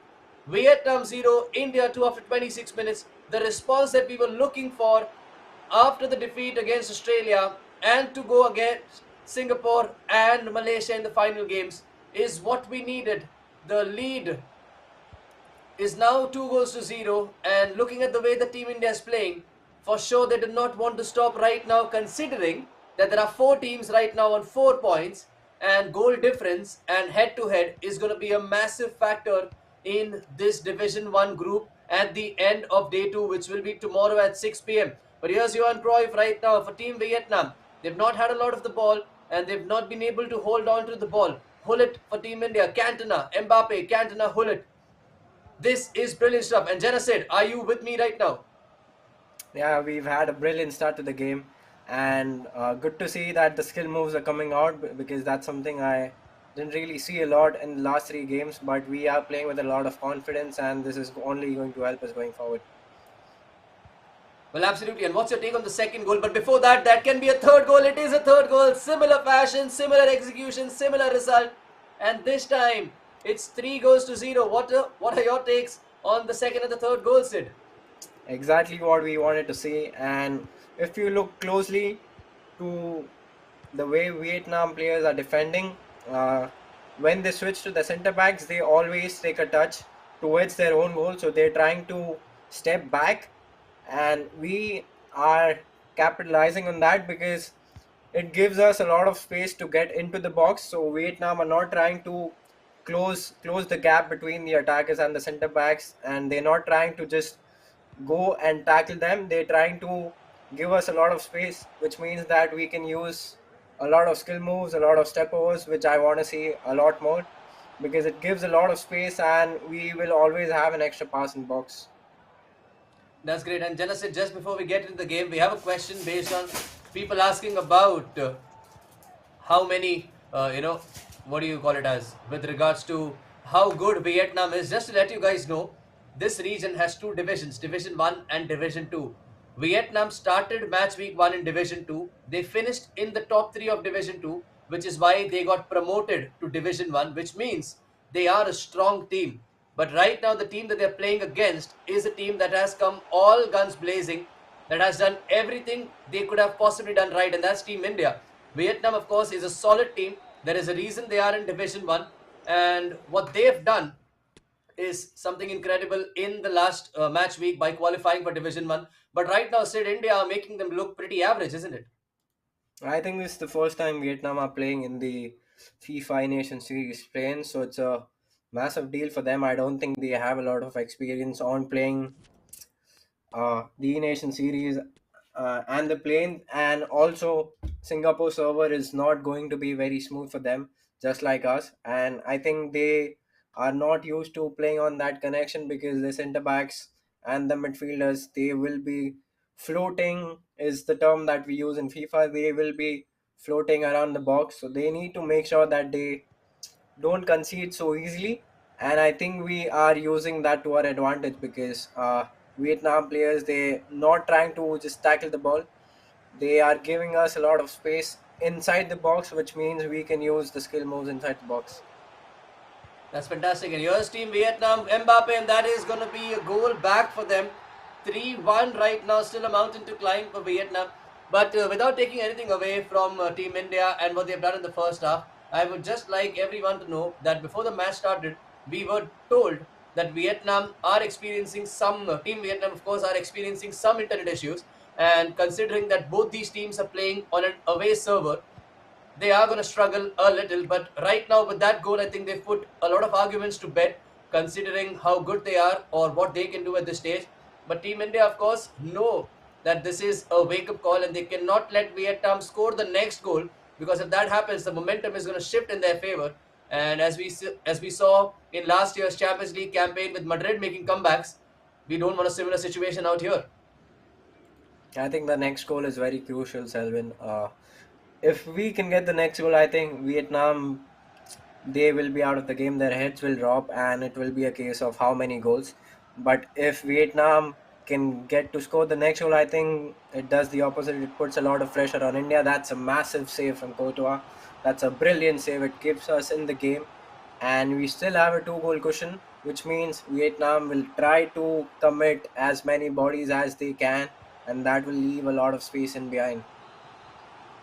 Absolutely, and that goal for Vietnam there would have been crazy, considering that they would have only taken 10 in-game minutes to score two goals after being 3-0 down, and that could have been a massive confidence booster for Vietnam, who are trying to score a lot of goals. And of course, there's a question in the chat which says, do commentators also play FIFA? Just to let you guys know, the man who's talking with me, Genesis FC, is a competitive FIFA player who's right now also a player for Team India, but right now Team Vietnam with the second goal. That means the score is 3-2 with 16 game minutes gone. 30 minutes left. It looks like this Vietnam is a different team altogether after the second half. I've told you, Selvin, this FIFA is all about outscoring your opponents. It's never safe to hold the lead out. It's not easy because once your opponent tries to put the concentration on, put on press after possession loss, your players will glitch out slightly in terms of coming towards the ball, and it is always about scoring as many goals as you can. Our focus should not be on defending the lead out because Vietnam will eventually put their constant press on. We need to make sure that we stick to our basics and also look to get the next goal. Well, absolutely, and I think that's what Charanjot and Saransh, the Indian E-Tigers, are discussing right now. But this can be a huge change of fortune. I mean, everything looked to be comfortable at the end of the first half with a 3-0 lead. But as you said, this FIFA is about outscoring your opponent. And Vietnam, who look like a completely different team right now, are, as things stand, on course to do that. But Team India, of course, are used to playing under such scenarios. They've had such situations in the past few seasons wherein they've had a team trying to come back at them, and they've managed to see the game out by not just defending but also scoring extra goals, and that's what they'll have in mind out here. But Vietnam once again winning the ball, and every time they win the ball, it looks like they are going to attack. And India need to slow things down, isn't it? Right now, Sid, do you think it's important for India to just keep the ball for a while and deprive Vietnam of the ball? Yeah, 100%. We need to make sure that we are the ones who control the game. Vietnam will try to commit a lot of bodies, and we need to make sure that Vietnam will pull out a lot of defenders. Like that is a brilliant goal. Mbappe with some amazing skill moves, and that is exactly what we all needed. We wanted to get the next goal, and that is what Saranch has just done. That was a brilliant, brilliant step over into a ball roll, and I think it's game over. Let's just hope it is game over. But what a brilliant goal by Team India. Kylian Mbappe scoring a hat trick. I mean, I know Kylian Mbappe and hat-trick does not always guarantee a win considering the FIFA World Cup final. But let's just hope this hat-trick for Kylian Mbappe is going to be enough to take India onto 7 points in this group. But Vietnam once again inside the box. Mbappe with a beautiful pass to Bellingham. And we are back to 4-3 with 18 in-game minutes left. One goal is the lead. This is possibly going to be the best game of the day. And India involved again, and I'm sure we're going to see more goals in this one. But what a goal by Mbappe! What a goal by Bellingham! Sid, what are your takes on those goals? I think that's a brilliant goal from Vietnam because they know they are down by two goals, and that extra pass from R9 to Bellingham in that moment is it's not easy. I'm telling you, to get that extra second of composure in the very moment that you're playing. I think that's a brilliant extra pass, and it keeps them in the game. Absolutely. So we have a question in the chat with regards to, is there a domestic structure in eFIFA and how do we play for India? We've already answered this question, but I will answer it again for you. So there is no chance right now for Vietnam. Just to let you guys know, there is an absolutely massive domestic structure for FIFA. When it comes to India, there are multiple tournaments at the highest level. There are also chances for you to represent multiple organizations, represent your country. All you can do is follow Indian football on Instagram for more updates. But right now, here is Team India inside the box. Neymar trying to find R9. No result out there at this time. But yes, coming back to the question, there is a solid domestic structure. There are a lot of tournaments that happen on a regular basis, and you can follow Indian football on Instagram to know more about the FIFA qualifiers in case you wish to represent Team India in the FIFA Ultimate Team format and the other formats that are there. And here is Team Vietnam, Kylian Mbappe, 4-4 out of nowhere. We've seen 5 goals in the second half already, and Sid, 4 of them have been scored by Vietnam, and it's 4-4 out of nowhere. It's not easy to hold a lead, and that is a brilliant goal once again. Those extra passes inside the box, they are catching us out, and there's still some time left. I don't think this should affect us in any way because we know this FIFA is going to be about outscoring your opponent, and 8 goals in a single leg of FIFA. I don't think it's going to affect us a lot because at the moment there's still some time left in the game and we need to make some tactical changes. We need to get some fresh legs, and Vietnam will have had their press on, which means that they'll have lost a lot of stamina on their players, which could be an advantage to us. But we need to get make sure that we get some fresh legs on, and there is still some time left. We will get a chance, and we need to make sure we capitalize. Absolutely, there are 6 in-game minutes left, and looking at how this game has been, there was a moment of this game, one segment of this game, wherein we had 3 goals in 6 minutes, two by Vietnam, one by India, and also there was a moment where India scored 2 goals back to back as well inside 6 minutes. But now India with the ball, knowing what they have in mind, they would like to keep the ball until the last attack and possibly go all out once they get the ball. But they've lost the ball out here. Gareth Bale winning the ball and playing it to Hullet, who now plays it to Alejandro Gomez, Mbappe to Bellingham, and I did not want to say it, but looks like the last chance is going to fall into Vietnam, and Liao is in the box. He goes for the chip, but the chip is not on target. It's going to be a goal kick. It's going to be taken quickly. One last chance, hopefully, and oh my goodness, India have given the ball away. And Sid, that looks like it's going to be too little too late. As soon as we kick off, as soon as the ball has been played, that is going to be the end, and oh my goodness, mate. 4-all is what it ends against Vietnam. Looking at how things started, I'm sure this is going to be a big disappointment for Team India right now, because that means we now have 1 win, 1 loss, and 2 draws, 5 points from 4 games with two big nations coming up. That's going to be a massive blow, isn't it? Yeah, that's a disappointing result. I cannot lie, and especially the way we started the game. I think we were on top, and we should have won the game by at least 2 3 goals. Credit to Vietnam; those are some brilliant goals. Fair play to them. It's not easy to come back from a 3 goal deficit, if I'm not wrong, but those extra passes in the box got us out, and it's a disappointing result. But that chance towards the end, the Vietnam chance towards the end, that chip by Rafael Leao, it could have been a lot worse because that should have been a goal for Vietnam and that could have been a loss for us. But we are still in it.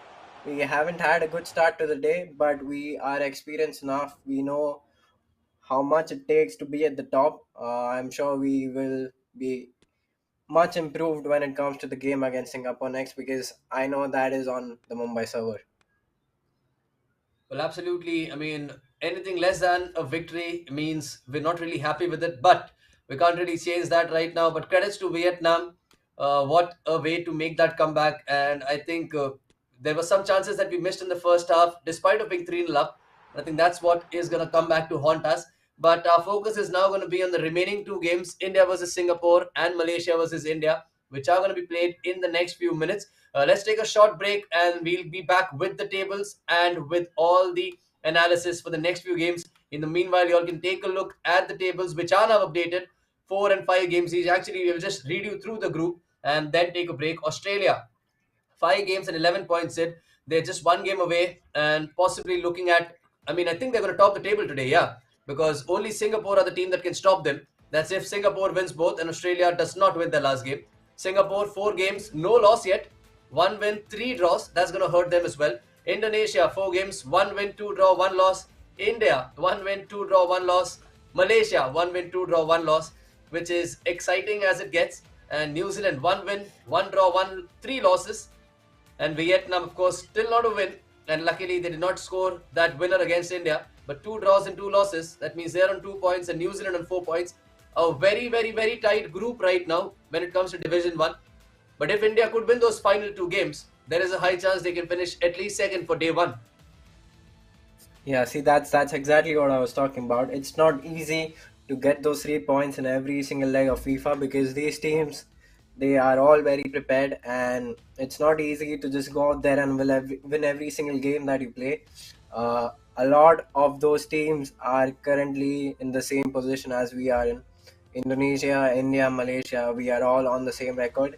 So it then comes down to how you change the way you're playing, how you make sure that you don't repeat the same mistakes, and how you build from the start that we've had, because it's going to be 2 long days of FIFA. The tournament has just begun. Australia has had a very good start, but we are still right in the mix.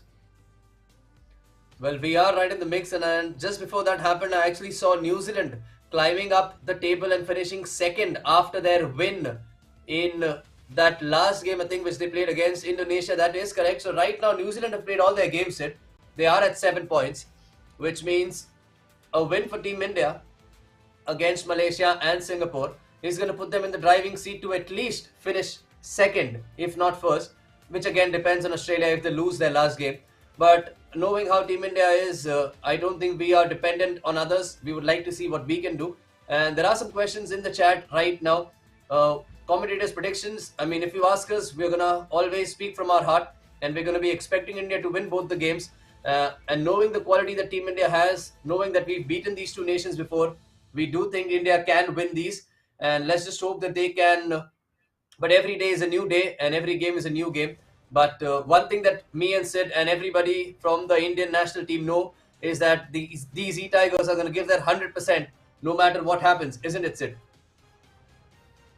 Yeah, it's not like we want to give away those points. We always want to make sure that we win every single game that we play, and we want to be at the top because that's where I think we should be. We have a great bunch of players. We have some of the best players in the region, and even though we haven't had a good start, I think come the end of tomorrow we should be at the top. Well, absolutely. And I think when it comes to playing for India, only giving 100% at times is not enough. There are times wherein you all go the extra mile, test all your limits to make sure that you are worthy enough of representing the country. And I'm sure that you, along with the other E-Tigers, are absolutely worthy of doing this. And let's just hope for a great game against Singapore and for a great game against Malaysia to end this day with on a very big high. And I think, Sid, we're going to be seeing you and the other guys on the other side because we're going to be taking a short break. We'll be back in the next 5 minutes with the biggest game of the day, India versus Singapore. Do not go away. We'll be right back.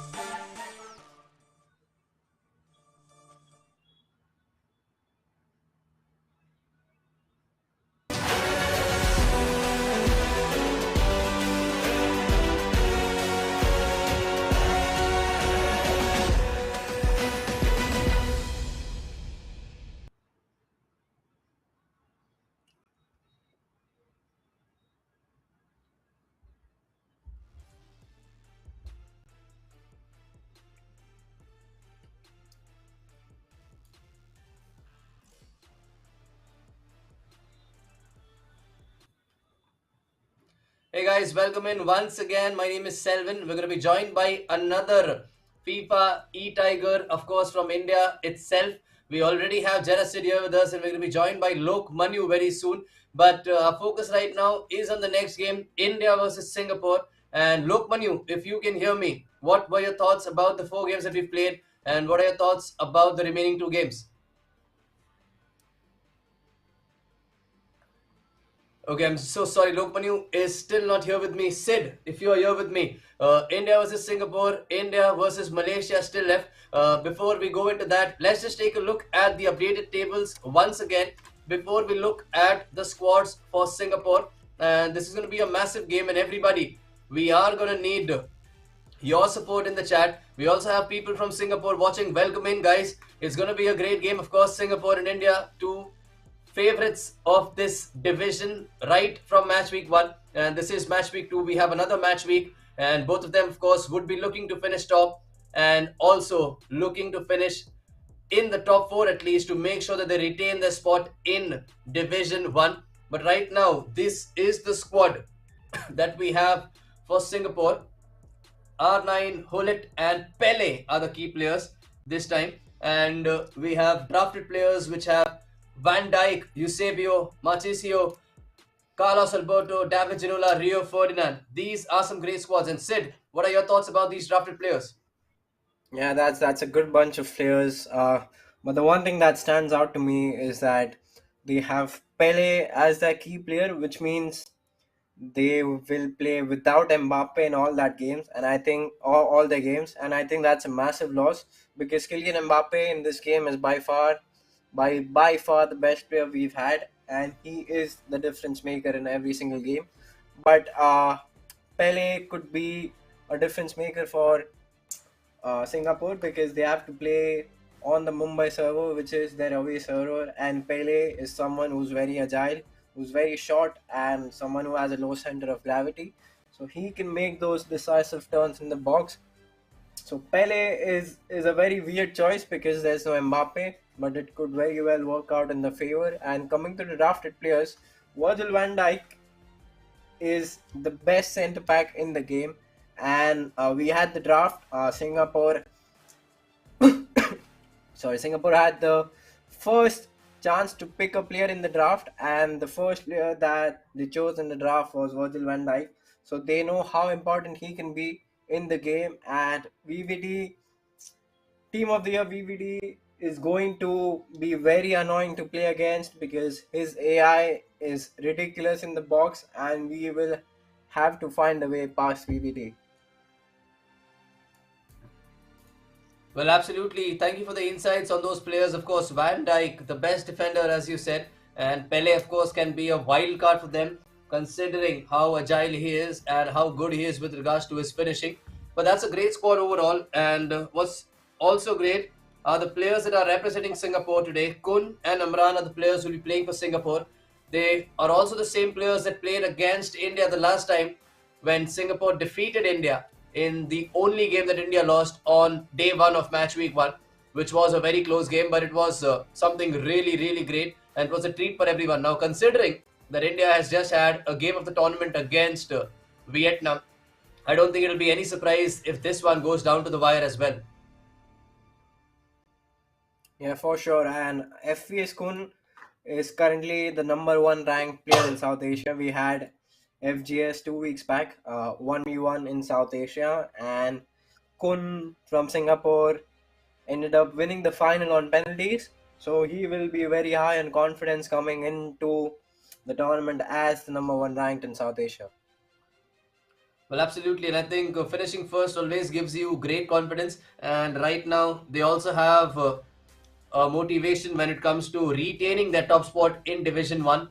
It's just like they did last time when they had Team India finishing second very narrowly by just I think 1 or 2 points. But Team India, of course, know what's coming up against them, and I'm sure they're going to be working on some new strategies. Were there any discussions about any changes or any style play? I mean, anything that comes to any modifications to your gameplay? I think we will be pressing Singapore a lot more because this is our home server and Singapore will be playing in a lot of delay. So if we can get our wingers and our strikers high up on the pitch, I think we will try to press them and suffocate them in their own half, because Singapore won't be able to beat the press using just a left stick, because it's going to be very delayed for them. So if we can press them high up the pitch and we can get the ball from Singapore very high up the pitch, I think we will score a lot of goals. And Singapore know this. Singapore are very experienced to be giving the ball away cheaply, because this game for them, Singapore has nothing to lose. They know it's going to be played on the Mumbai server and they know there is nothing for them to lose. So they will just try to play the way they want to. They will try to score goals, but the pressure game is on India, and I am sure we will come on top, or come out on top. Well, absolutely, and we did see Team India squad, which is the same, of course, which has been there. We're just waiting for an update with regards to the match to start. It's going to start anytime soon. Both these teams seem to be ready. It's going to be on the Mumbai server. Charanjot and Saransh playing for Team India, and Kon and Amran playing for Singapore. On paper, this is like a head-to-head heavyweight game, isn't it? Yeah, it's one of the best games we will see as a neutral fan, and we all want India to get 3 points in the game and make sure that we finish the day with 6 points against Singapore and Malaysia, because these two teams are very dangerous when they get going. So if we can get 3 points here, I think we will go on to get a win against Malaysia. And thank you so much, Sid. Along with Sid, of course, everybody, let me just welcome another member of the Indian E-Tiger roster. Lokmanu Chaturvedi is here with us. Lokmanu, what are your thoughts on the day so far with regards to the day one of match week one? And what are your thoughts about the game that's coming up next? Yo, hi Selvin. Nice to be here. Hi Sid and everyone watching the stream. I think it's been a tough start, I would say, but obviously it's day one, so it's way too early to, you know, uh, have our conclusions, because it's like Sid said earlier that it's not easy to, go ahead and get all the matches in your favor, get those 3 points on the first day itself. So I believe this match will be very crucial. And since it is on the Mumbai server, India should be confident. CJ and Saranch know how to play out games when the connection is better for them. And even when it's not better for them, I believe it is a massive advantage to us to play on our home server. So yeah, I think if they play with their confidence from what they had in week one, I think we should be able to get the 3 points that will be massive for us come the end of this match. Well, that's great. And I'm just hoping whatever you said comes out to be true. And everybody watching, we have two players from the Indian E-Tigers roster right now. If you have any questions, feel free to ask them in the chat. We'll be for sure answering your questions. But right now, it is Team India who are again playing in the red kit, whereas we have Singapore, of course, who are playing in the blue kit. Both these teams have a very, very, very strong squad. And Singapore, right from the get go, dispossessing Monday out there. That could have been crucial out there, Sid. Losing the ball in that situation against a team like Singapore, not something ideal, isn't it? It's not ideal to just give the ball away from kickoff, because we always try to score a goal from kickoff, because the opponent's defenders, they're not in position if you end up attacking, and like that it's not easy to defend just after kickoff. Well, absolutely. And Lokman, I'm sure you know about how things work with regards to the kickoff. And looking at the way Team India has started, it looks like they only mean one thing, that is to get that first goal. But looks like in search of that first goal, they do have some gaps open in defense. Yeah, I think it's like I said, it's a little too early, but yeah, every time the kickoff happens, you tend to go all out in order to get the goal, because yeah, that's part of the game, and you have to use it in your favor, because if you don't, it sometimes goes against you as well. So yeah, an aggressive start is always the best case scenario whenever it comes to playing against a top team like Singapore. But from what I can see at the start of this game, it's going to be end to end, that's for sure, because both these teams are really good. Both players, mind you, Selvin, have played against each other. All four players in FGS, like Sid mentioned, Kun is number one on the rankings for the South Asia leaderboard. So yeah, obviously the experience is there, the caliber is there for all these players, and they're all familiar with each other's games. So I think it all comes down to who has planned this tactically really well and gets an aggressive start. Well, absolutely, and we were discussing about the difference it makes when you've played against each other in 1 versus 1 and 2 versus 2, and looking at how things have been, they're canceling each other out. And after 15 minutes, I think it's fairly safe to say that who's ever plan A or their best A game is going to be the better one as compared to the other one. I think they're the ones who are going to win it because it looks like both these teams are canceling each other out, and Singapore right now making sure that they punish India for not clearing the ball away. A very cheap goal to give away, but nothing less than what Singapore have deserved. And I think uh, when it comes to the defending in 2v2, it's always very hard in if you have a lot of runners going behind, because when this happens, Selvin, and obviously Sid is familiar with this, that when you have two players controlled, both the players have an option to trigger runs using the L1 button as well. So there are a lot of players going forward. But hang on a minute, there's a chance for India, but great defending by Singapore. But yeah, I mean, going back to this, there are so many runners to track, and sometimes if you don't switch on point, that tends to open up the defense a lot more than how it would in if you compare it to a 1v1 scenario. So yeah, a difficult situation for India right now, but if they manage to get an equalizer back, I think they will get that confidence, because if Singapore ends up scoring another, then it's a long road back for the Tigers. Well, absolutely. And Sid, we were here when we saw Team India versus Australia. It looked like Team India is going to be cruising in, but then Australia came back out of nowhere with 3 goals. And that's something that India would be looking at. But Singapore making sure that they did not allow India any breathing space. Eusebio inside the box once again. Walker to clear. And Neymar Jr. now with the ball. India playing with fire right now, Sid. But coming back to that game versus Australia, I'm sure Team India is thinking, if an opponent can do that to us, we are very much capable of doing that to them. Yeah, 100%. I think in this FIFA you can very well score 5 goals in one half, because that's just how easy it is to get an extra pass going in the box. And all you need is that first goal, or that one goal where it gives you a lot of confidence. And once you are in the zone, I think you can score a lot of goals in a very short period of time. Well, yes, I think you've said this multiple times with regards to how this FIFA works when it comes to goals. But Lokman, the next question is for you. Now, just before that, I think Singapore has a chance and they're going to bury it once again. And I'm hoping that they've not buried India's hopes of winning this game or getting something out of this.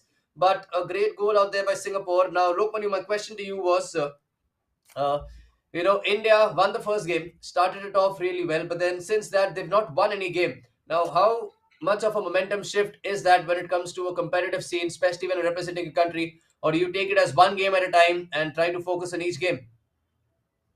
And obviously, you take one game at a time. That's what FIFA is all about. You cannot start thinking about your fourth or fifth game if you have won the first game or even lost the first game. So I think it's all about focusing on the job in hand.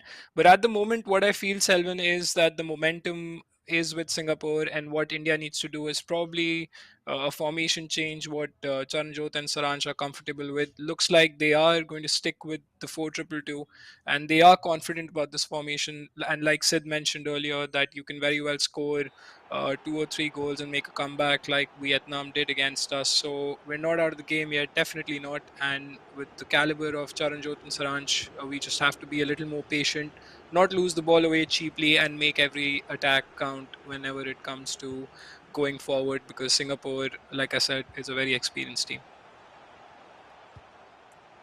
Well, absolutely. And looking at the situation right now, we still have some time to maybe get something from the first half. But Singapore once again on the attack. Eusebio looking for R9, finding R9 right away. Space inside the box. R9 is going to take a shot, and that is well saved by Courtois, considering that he did not really see the ball coming at him because of the bodies that were in front of him. But that's a big relief for India right now, Sid. That's a massive save for us, because going into half time with 3 goals down, I think it hurts your confidence a lot.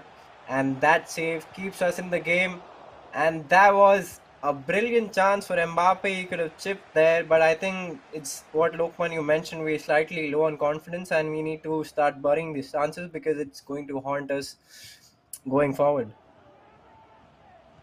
Well, absolutely. That was a great chance out there for Mbappe. But unfortunately for us, Mbappe could not regain that balance on time. to just put the ball in the back of the net, but R9 once again inside the box. That's going to be a corner. And look, Manu, what is your take on Singapore's flurry of attack out here? Yeah, I think it's the tactical advantage, so to say. Picture out from how the game is going on. I think they're overloading from the left side. All the attacks have come from that side, from what I see. And I think probably Singapore is playing or even if they're playing the 4-2-2, I think, oh, wait a minute, that's a very good situation for us because Pele, out of all people, has just got a red card, and Singapore now has to make a lot of changes. Selvin, we were talking about formation, and like you can see, it's the 4-1-2-1-2 narrow. And now Singapore will, I think, go in their defensive mode. You can sort of say the Jose Mourinho tactical way of playing, or probably even Diego Simeone mode, because they are 10 men. They cannot afford to lose the ball. But yeah, for India, that's a very good situation. And now probably they can switch to a formation that is a bit more attacking than the 4-2-2 or the 4-1-2-1-2 even is a better formation than what I said earlier. So yeah, I think the man advantage will definitely help India, and if they can get a goal right before the halftime, then that would be a massive confidence boost for us. Well, absolutely. And I think if there was a sign that we needed to know that we can make a comeback, I think that was it. And 10 versus 11 now. India have to make the most of this, and that's what Kylian Mbappe has in mind. But Singapore holding on somehow to make sure that they do not concede before halftime, because a goal here would have for sure meant that Team India could have made a very easy comeback. But as things stand, it's India 0, Singapore 2. But India have a man extra on the field. Sid, what's your take on the first half? That was a massive tackle from Virgil van Dijk, and something that we spoke about before the game, about those last ditch tackles inside the box. I think that tackle is going to give them a lot of confidence, because if India could have gotten a goal back, I think it changes the whole game. It changes the way India start off in the second half, because now India need to put on the press much earlier, and that would mean that we will drain some stamina, and that's a match winning tackle from Virgil van Dijk. Well, absolutely. And Van Dijk showing exactly why Sid said that he is the best defender in this game right now. But look, my next question to you, looking at how this game is going, I mean, if you are playing for Team India right now, what is the first thing that is in mind? Like, do you want to make sure that you get the goal as quickly as you can, or do you want to make sure that Singapore are deprived of the ball and then you make them count? I mean, make them pay as soon as they realize that they cannot do anything in this game. Yeah, I think it's both the things combined, Selvin. What I feel is that India need to keep a bit more possession. Like I said earlier, make their attacks count because they have the man advantage, so they can hold on to the ball a bit longer. And here's a chance for India. I think this is the right way to build. There's a lot of space, R9 inside the box. And there is a possibility that India, if they end up building like this, they will get a chance or two. R9 in a very good position. But yeah, obviously, like Sid mentioned, Virgil van Dijk coming in, and he is definitely a menace to play against. But yeah, Selvin, I think it's all about not losing ground on the counter attack, because what India is going to be doing is putting on a lot of pressure with the press tactics on and with the man advantage. But they could be open to a counter attack where R9 or some other player will just run behind. So India just has to be careful about that and keep pressing Singapore that the way they have started in the second half. And yeah, I think it's all about the next goal basically is very crucial, because as soon as one of the teams score, it will define the course of this game. Well, yes, indeed, and let's just hope that it is going to be India who scores that next goal.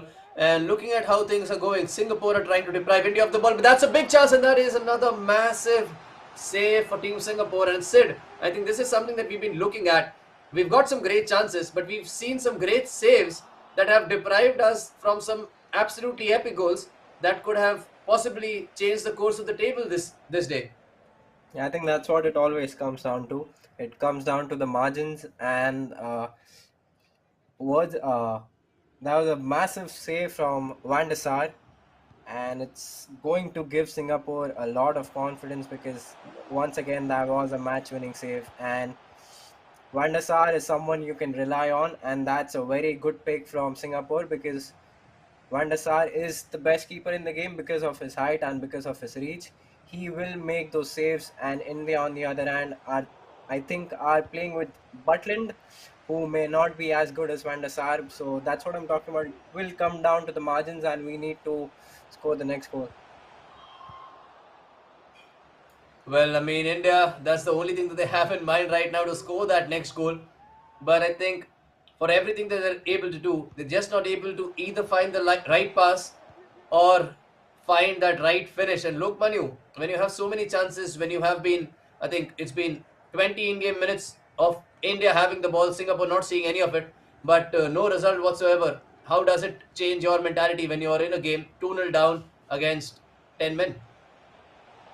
Yeah, Selvin, I think it's obviously very frustrating because you're not at a good position in the table, and like we've been missing a lot of chances right in front of the goal. The keeper is saving them, or we're lacking the confidence to score that. It sometimes gets to your head, and when the time is running out, it sort of causes you a lot of problems by the way that you would normally build with confidence. That is something that just does not happen. So I think what both Charanjot and Saransh need to do now is keep attacking that they've been attacking, and definitely one breakthrough they will score.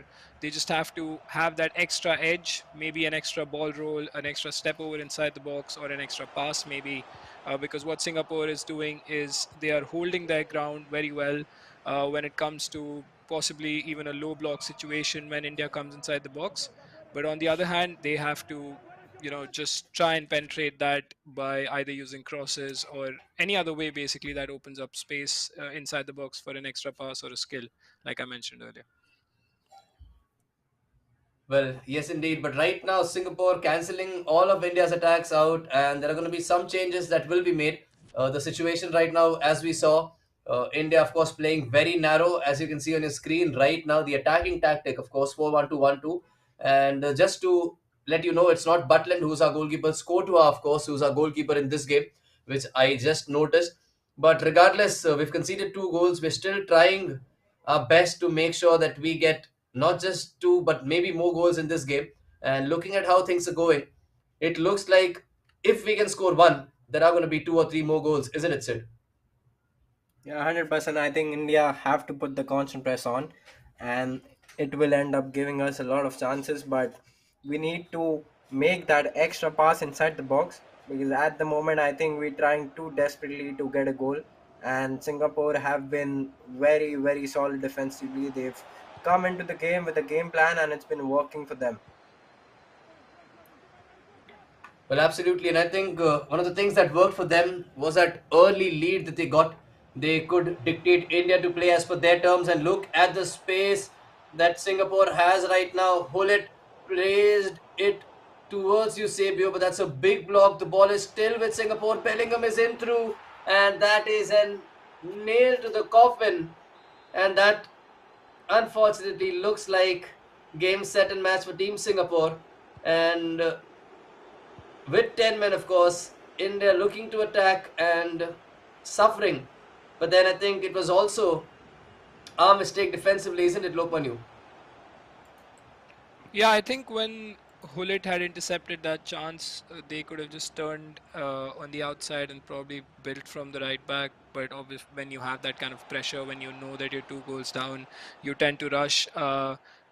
Nobody can blame the players in that situation because the mindset and the pressure there is too much. It's just that unfortunately Kevin De Bruyne also came in the way of Hullet. If you noticed how we lost the ball over there, and if that didn't happen, the ball would have gone through the center as well. So it's not a blunder mistake. It's just that it's unfortunate, and Singapore did a good job to capitalize on it. And now obviously they're going to be using the corner flag as their best friend and build from there because they have the advantage. India still, maybe if they can get a goal at the earliest, they might have a small chance. But obviously with 3 goals down, it looks difficult, and what they have to do is plan very well for the next game. Indeed, I mean, I am a little disappointed right now. And Sid, considering the fact that we're playing this on the Mumbai server and we're losing 3-0 to 10 men, I think that's going to be a massive blow for Team India with regards to their final game and with regards to going into day 2, isn't it? Yeah, it's going to hurt us no matter what day it is or what server you play on, every time you lose a game, it's not going to help you and it will always hurt us. But the only thing that is going to help us is that we have a day two and we need to make sure that we reset for tomorrow, because the tournament will not end today. We will have one more day of games tomorrow and we need to make sure that we go back today, look back at the games we played, make sure we don't repeat the same mistakes, and who knows, we might win all the games tomorrow. It's a new day. Well, let's just hope for the best with regards to winning as many games as possible tomorrow, because right now we are done with this game, and unfortunately for us, it is a 3-0 defeat to Singapore on our home server. One game left. We're still not in the position that we want to be at with regards to the table. 5 points after 5 games played, which, as per India standard, is not really good enough. But we still have one last game against Malaysia, another strong nation who has been in Division 1, who was in Division 1 in match week 1, is in Division 1 today, and who are, of course, who were level on points with us before starting this game. Lokmanu, I mean, what is going to be running inside the minds of Charanjot and Saransh right now? I think Charanjot and Saransh are what I would say mentality monsters. So is the case with all the Tigers. I think, yeah, it's disappointing that you end up losing the game on your home server and that to 3-0 with a man advantage. That is definitely going to hurt them, but I don't think so that's going to put them off completely, because they are more than capable of resetting for day two, like Sid mentioned earlier. We have a big game coming up. If we can secure the 3 points, that will be a massive reset in itself for the day one finish. And whenever it comes to day two, I think it's all about turning up on that particular day. So is the case with every tournament that is based on 2 days. One day you don't show up. We've seen Saransh as well many a times individually. He's gone to the loser bracket and went on to win the whole tournament. So we are aware of our E-Tigers and their capability. So I think that mentality will not be affected. It's just that they have to play their game and not let that pressure get to them. Well, absolutely. And speaking about this tournament, I would just like to remind you guys, we have 3 match weeks in total. This is match week 2, and it's only day 1 of match week 2. At the end of match week 1, after 12 games, India finished second in the group only to Singapore. And match week 2, of course, has not really gone as per plan, but we still have one more game today and 6 more games tomorrow, which means mathematically we're still in for 21 points, which is going to be massive, because 21 points is going to help us finish with 26. And the last time I think we finished with around 24, which means there is still a scope of finishing as high as we can. And Sid, I mean, I'm sure this is going to be a massive motivation for the E-Tigers, isn't it? Knowing that you have a lot of points still up for grasp. Yep, exactly. And we have 2 days of the tournament. We have 2 days of FIFA Nations Plains, and you play every single country twice. So we need to do what we need to do is get back today, make sure we analyze all the games, and also look at the way that our opponents have been playing, because that performance from Singapore was complete, and that was a great performance from Singapore tactically, because they made sure that they get an early goal and they used the left back on overlap. They got an overload towards left side every single time. And I think we need to make some tactical changes, because we've been starting every game with the 4-2-2 formation, and that does not allow us to get an overload on either side. So I think if we can manage to tweak our formation, I think we will get the win against Malaysia, and that'll help us massively for tomorrow. Well, absolutely. And I'm just waiting to see if we have the updated tables, because the three of us can discuss about the table once it is updated. But right now, as you can see, India 2-0 against New Zealand, a perfect start. 0-0 against Indonesia, a very tough game. 3-2 unfortunate loss against Australia without taking anything away from them. Vietnam 4, India 4, again, a game to remember, but unfortunately, not for the right reasons for us. And India versus Singapore, 3-0 loss, a game to forget for sure.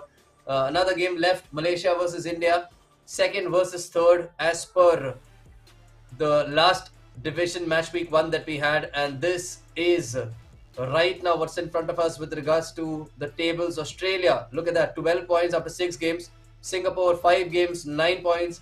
Malaysia, 5 games, 8 points. New Zealand, 6 games, 7 points. Indonesia, 6 games, 6 points. India, 5 games, 5 points. And Vietnam, 5 games, 2 points. That means Lok Manu. Now, if India does end up winning this last game, we are at least going to finish third on day one, which is going to be massive going into day two, isn't it? Yeah, that'll be great for us because if you see in the table, New Zealand has finished with all their games, and so is Indonesia. So if we do end up beating Malaysia, we will be on 8 points, and then I think it comes down to the goal difference, and we just have to beat them by some margin in order to finish goals. third. And 2 goals, sorry. Yeah. So what we have to do is just try and get this win to head into day two and be above Malaysia. That would actually be a massive confidence booster. And even a draw for that matter, Selvin and Sid, I believe, is not going to be the worst result because, as you see in the table, it's very close. Even if we end up drawing against Malaysia, that would be 9 points, 7 points, 6 points, and 6 points. So that is very close indeed going into day two. And if you see Australia as well, they have drawn 3 games, so they're not out and out runners when it comes to topping the leaderboard for match week two of the play-in. So it's very close indeed. I mean, there's no conclusions to be drawn on day one, and as Sid said earlier as well, day two is always extremely important because we play every nation twice. So yeah, just a good result from against Malaysia, and we're in a good position for day two. Well, absolutely. And I think apart from Vietnam, of course, all the teams that we have right now who are in front of us, the top 6 teams in this Division 1, still have a chance to finish top at the end of day two. I mean, without taking anything away from Vietnam, considering that they're at 2 points and Australia is at 12 already. Now, that is going to be like a massive boost, at least for us as supporters of Team India and, of course, as E-Tigers, that there is every chance for us to finish first. And as Lokman, you said, Singapore and Australia have both drawn thrice, and the rest of the teams have lost as well. And look at New Zealand for that matter. They are currently sitting at fourth, but they've lost 3 games, and you know it's going to come down to fine margins. So, Sid, like, it's going to be great to see what India do against Malaysia. But tomorrow is going to be a new day. Like, just tell us what is going to be like, in your group, in the camp with regards to discussions. What are going to be your suggestions that you would like to give to these two guys with regards to going into day two? Yeah, it's not the end of the world. Like Lokman, you mentioned, every single country is very close, and it's only about getting that one win, and you will climb up the ladder. So, first of all, we need to get a good result against Malaysia. We will get back and talk about the things that we can change in the game, the formations, tactics, the players that we need to use. But we need to take it one game at a time, and a result against Malaysia on the Singapore server will help us massively. Well, absolutely. And I think the next game is going to start in a while. We're going to be taking a short break. Please do not go away. Sel, Lokmanu, and Sid, all 3 of us are going to be there with you. As soon as the last game for the day starts, we're going to need your support. We're going to need all your blessings with regards to the last game. Do not go away, and we will be right back.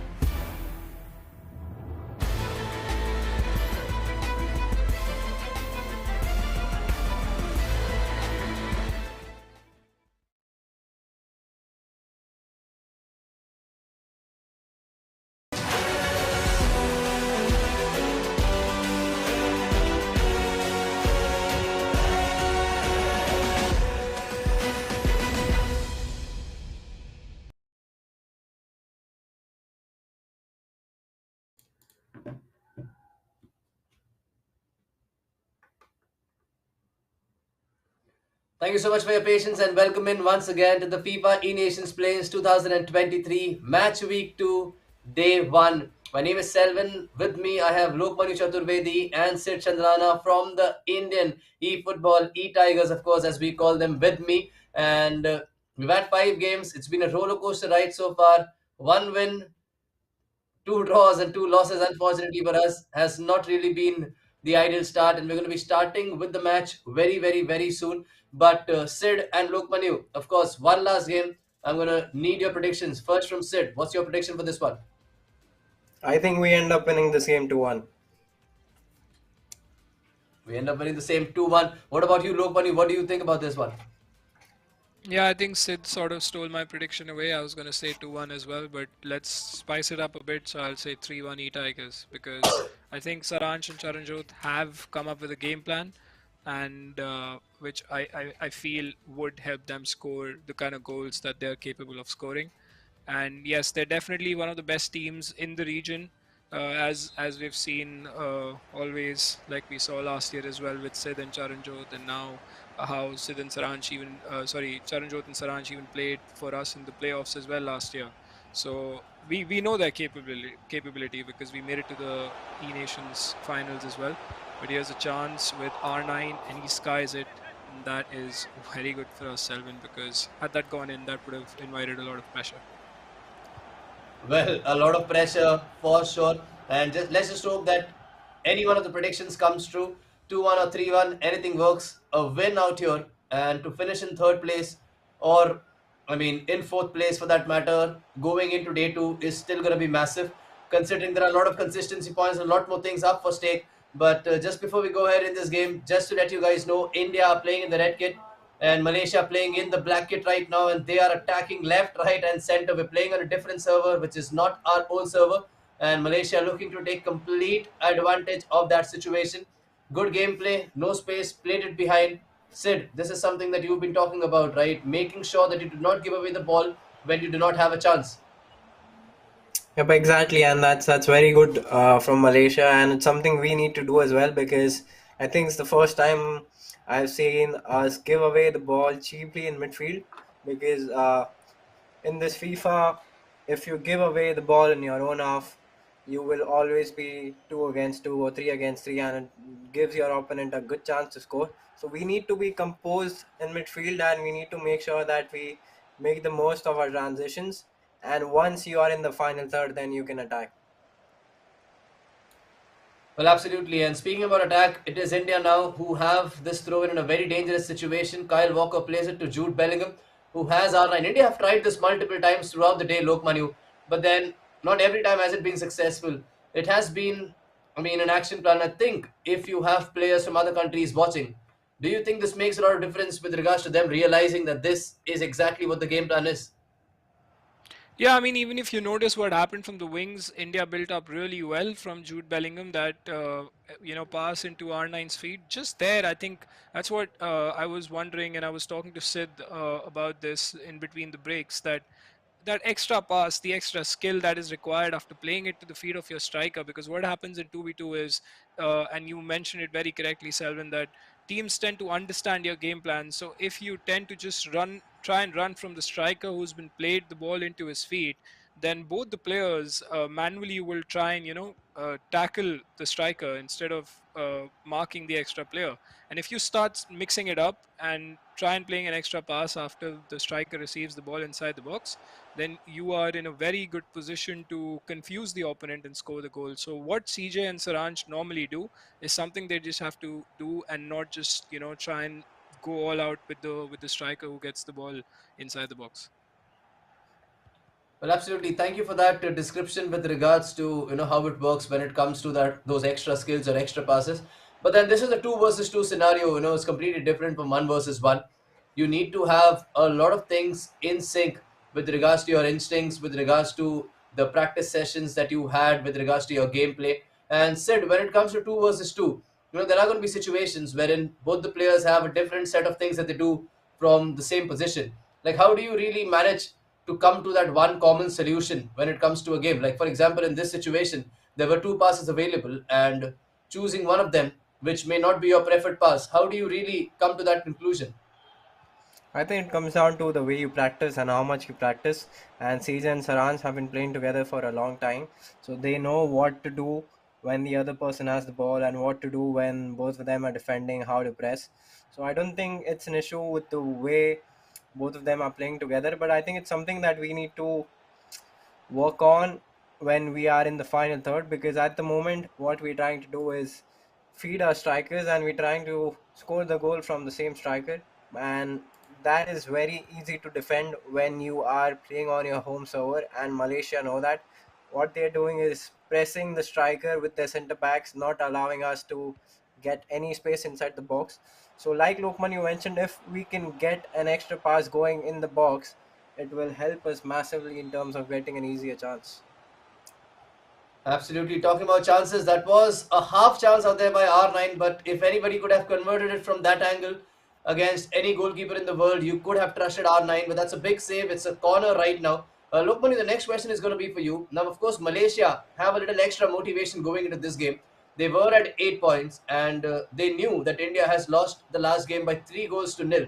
Now, this is going to be extra motivation for them to capitalize on the situation and to possibly finish second, if not if not any higher in this group for this day. And looking at the way they've started this game, it looks like they just want to finish this game as early as they can.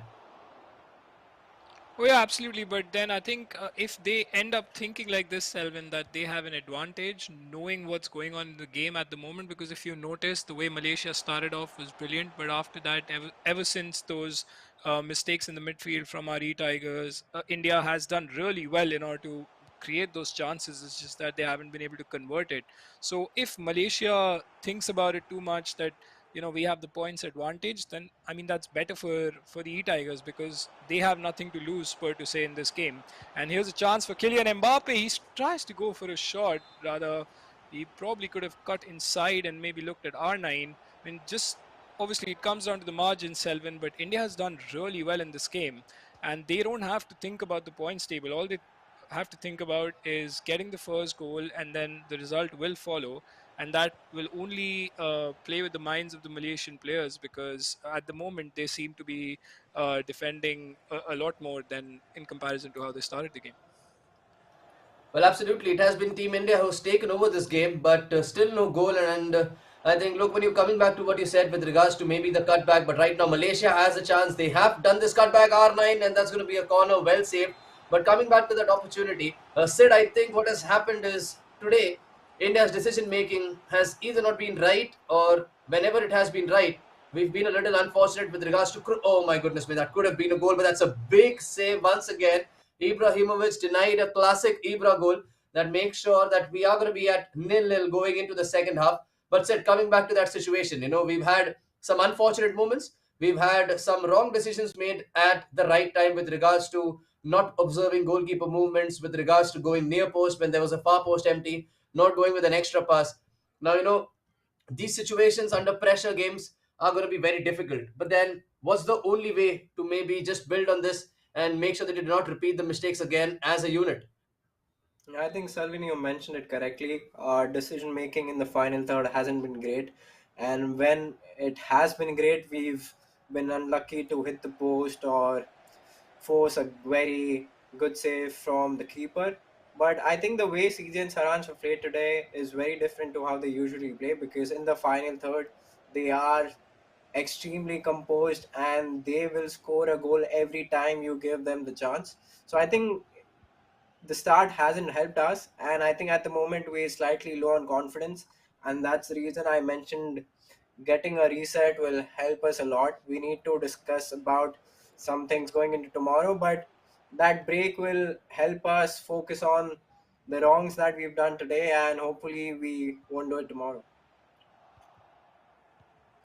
Well, that's some great positivity that you've shown, and I'm sure, in the camp always there's going to be a lot of positivity, and with regards to whatever the result, because I think all of us know that regardless of the result, we know that our Tigers are giving their 100%, and every situation they are in, they're only looking to win a game and to get maximum points, and the ultimate goal, of course, is not just to qualify for the finale, but also to win the entire trophy for Team India. But Lokman, you right now, of course, whenever there's a situation where you lose a game or where you see your dream fade away from you, like, does that serve as extra motivation, or does that add up to the pressure, thinking, what, everything is getting away and it's my mistake, or it's me who can turn this around? What does it work in your favor like?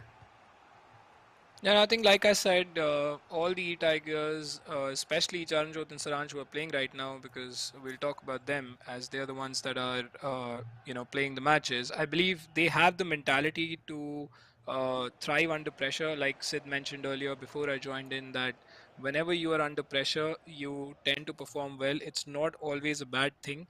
And when CJ and Saranj know that they have to get a result in this game and do even better tomorrow, because there's a whole day to left, I think that will serve as a positive influence on their mind, a motivation to go ahead and get the results for Team India. They, of course, the pressure does get to you sometimes, which we've seen today, but I think a complete reset will change that, and it will definitely have a positive impact on these two going into tomorrow.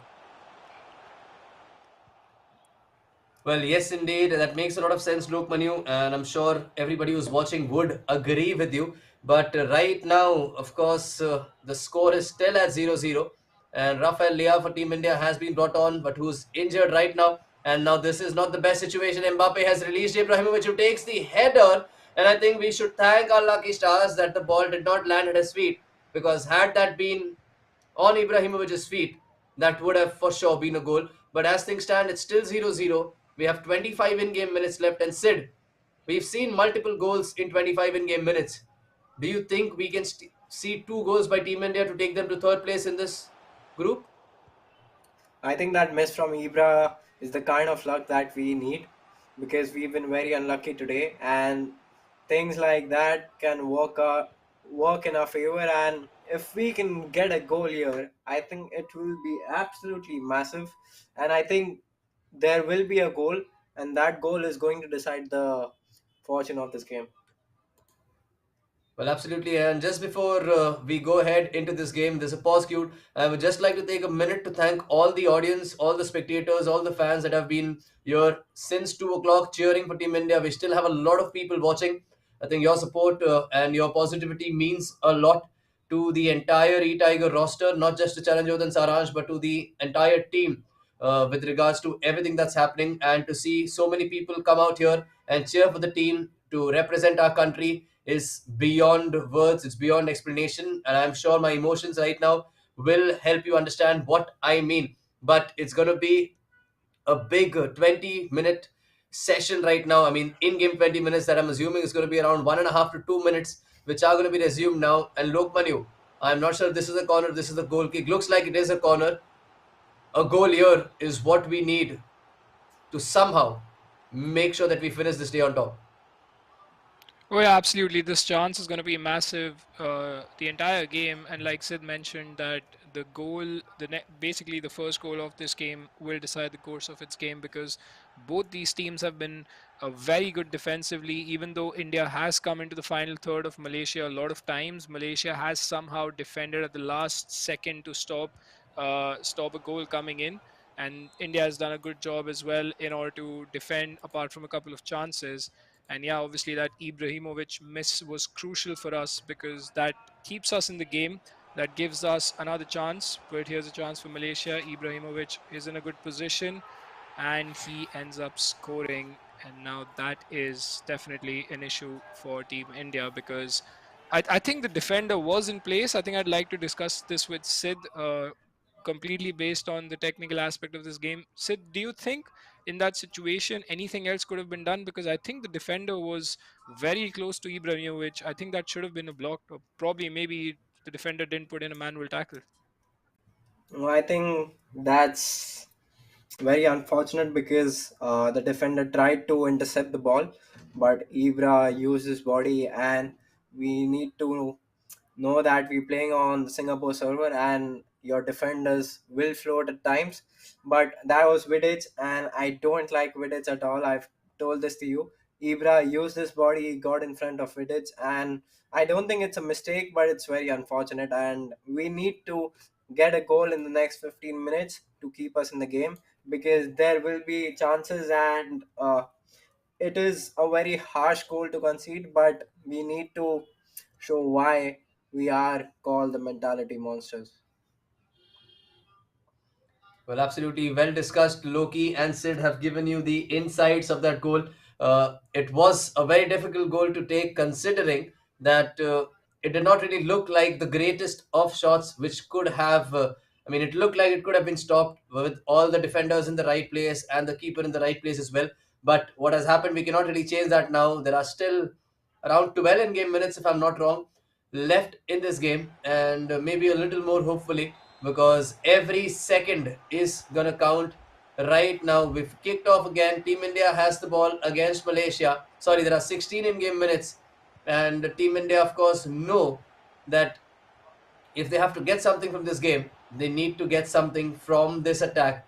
But it looks like a situation wherein, it looks like a day wherein things have not gone your way, and a lot of things that could have been right have just not been right today. I mean, not trying to give an excuse, but it has just been a kind of day, Sid. I mean, I'm going to talk about this to Sid because he's been here from a very long time, and then I'm going to come to Lokmanu. But then, Sid, unfortunately for us, today it has just been that kind of day wherein we've missed everything. I think you will have these days in your career, and the good thing for us is that we have a day to tomorrow. It hasn't been the best days, and Mbappe is through on goal here. That is a brilliant step over. We need to score from here. That is a brilliant goal. That keeps us in the game. And that is exactly what I was talking to you about. We need to use the skills when we are transitioning. And that's the first time I saw us use the step over with the sprint boost, and it has helped us massively.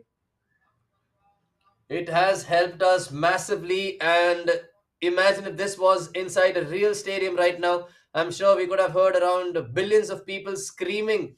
I mean, that's how crucial that goal was. But look, Manu, your thoughts on the way the goal was taken and the goal was finished.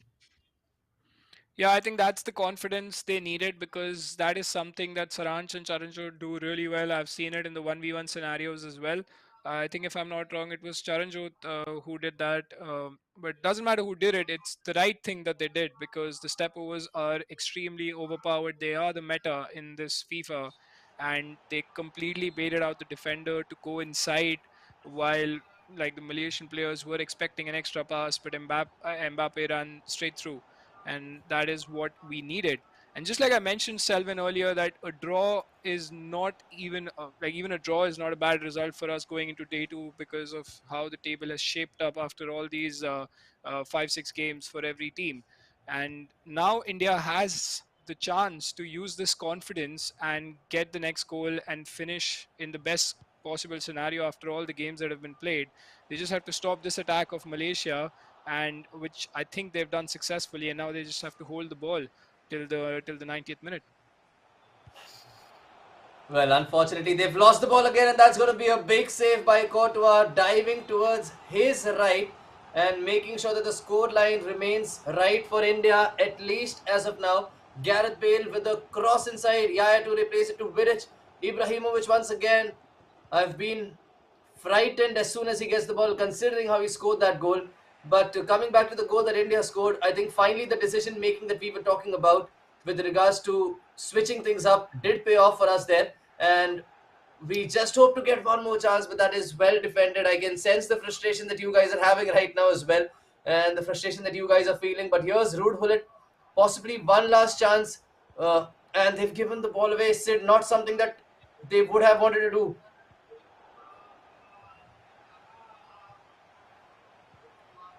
And looks like it's going to be one last chance, and no way, they've conceded right at the end.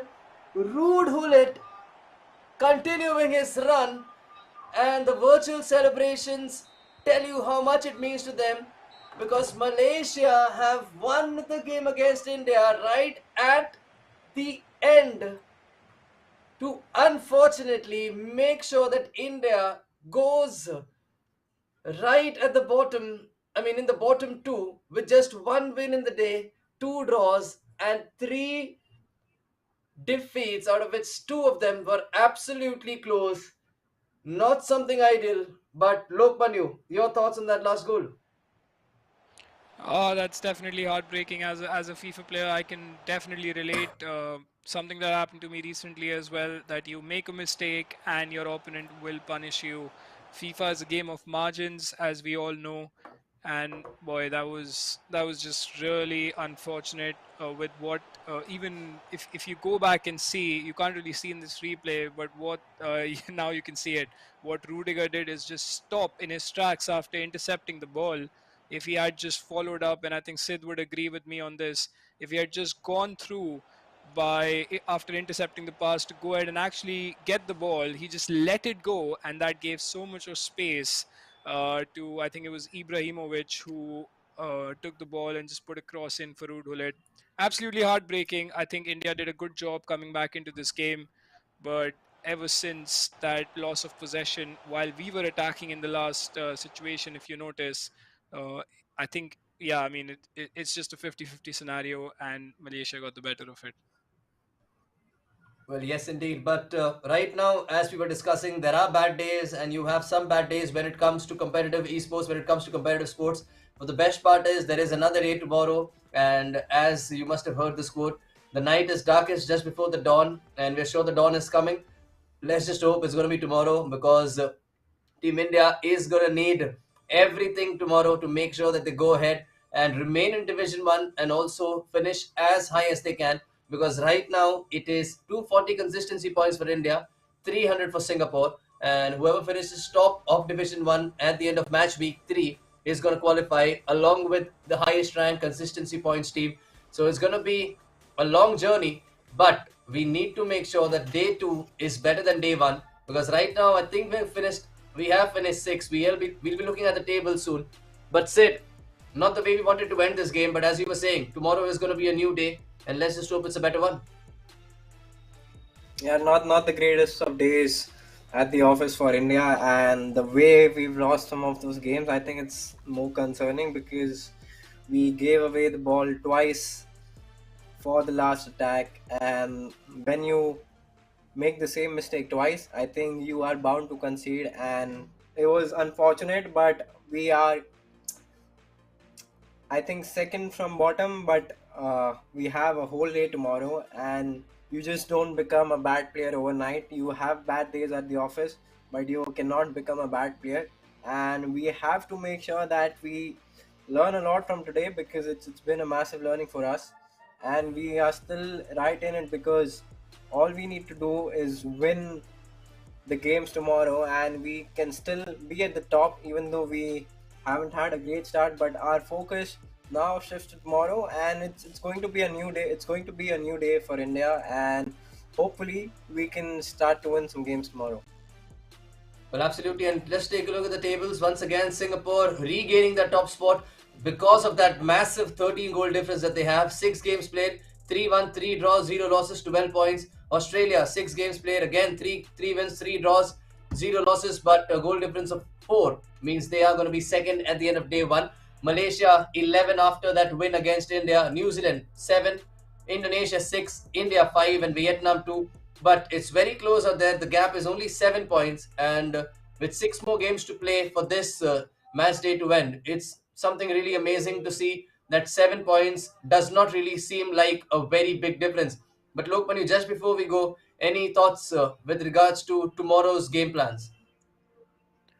Yeah, that the people have to be supportive.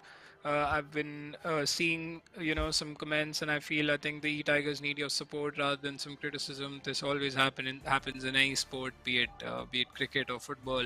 I think one bad day doesn't define it, because what I feel is they are going to clutch tomorrow. They might just, completely turn this around and end, amongst the top three, and then the situation will entirely change. So I think we need that support coming in from the people instead of some criticism. But yeah, about the game plan, Selvin, I feel it's very important for them to keep playing their game, and the little moments will define that. Like how we saw that step over from Mbappe when we equalized against Malaysia in this game. I think that was key. And in other scenarios as well, the way, if you, Selvin, you must have noticed because you were there, you saw some of the goals that we had scored in the first match week, and they were phenomenal indeed. And that was the confidence that was oozing out of both these E-Tigers, and they were the same players, Charanjot and Saranj, playing. So I think they just have to keep doing the that are needed instead of forcing things or lacking confidence. They should play that with a free mind instead of taking on the pressure. And I think with the table as well, it's not that big of a difference. So there's more. They're more than capable of going ahead and finishing in the top three if they just keep doing the simple things right and not lose in the manner that they've lost in today's games, because a couple of games have been very close and we've lost out, unfortunately. So I believe that can be changed for tomorrow going into day two. Well, absolutely. And I think I'm just going to talk about the criticism and the comments that are coming in, the negative comments. I mean, it's really disappointing to see that your own people are actually not supporting you and criticizing you without knowing how good these players actually are and without understanding the level of competition that they've been playing at and the players that they're playing against. But regardless, it would be great if we see some support tomorrow. The fixtures are in front of you. We start at 2:30 New Zealand, and it's going to be the same round of action again. But Lokmayu and said, once again, thank you so much for tuning in and for making time to analyze these games. I think it has been a real pleasure.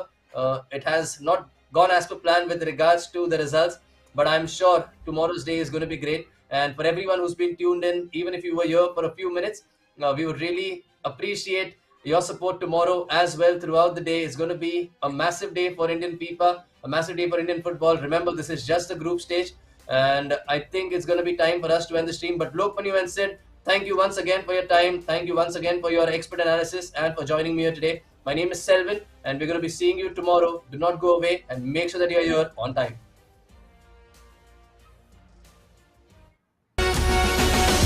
Yeah, pleasure to be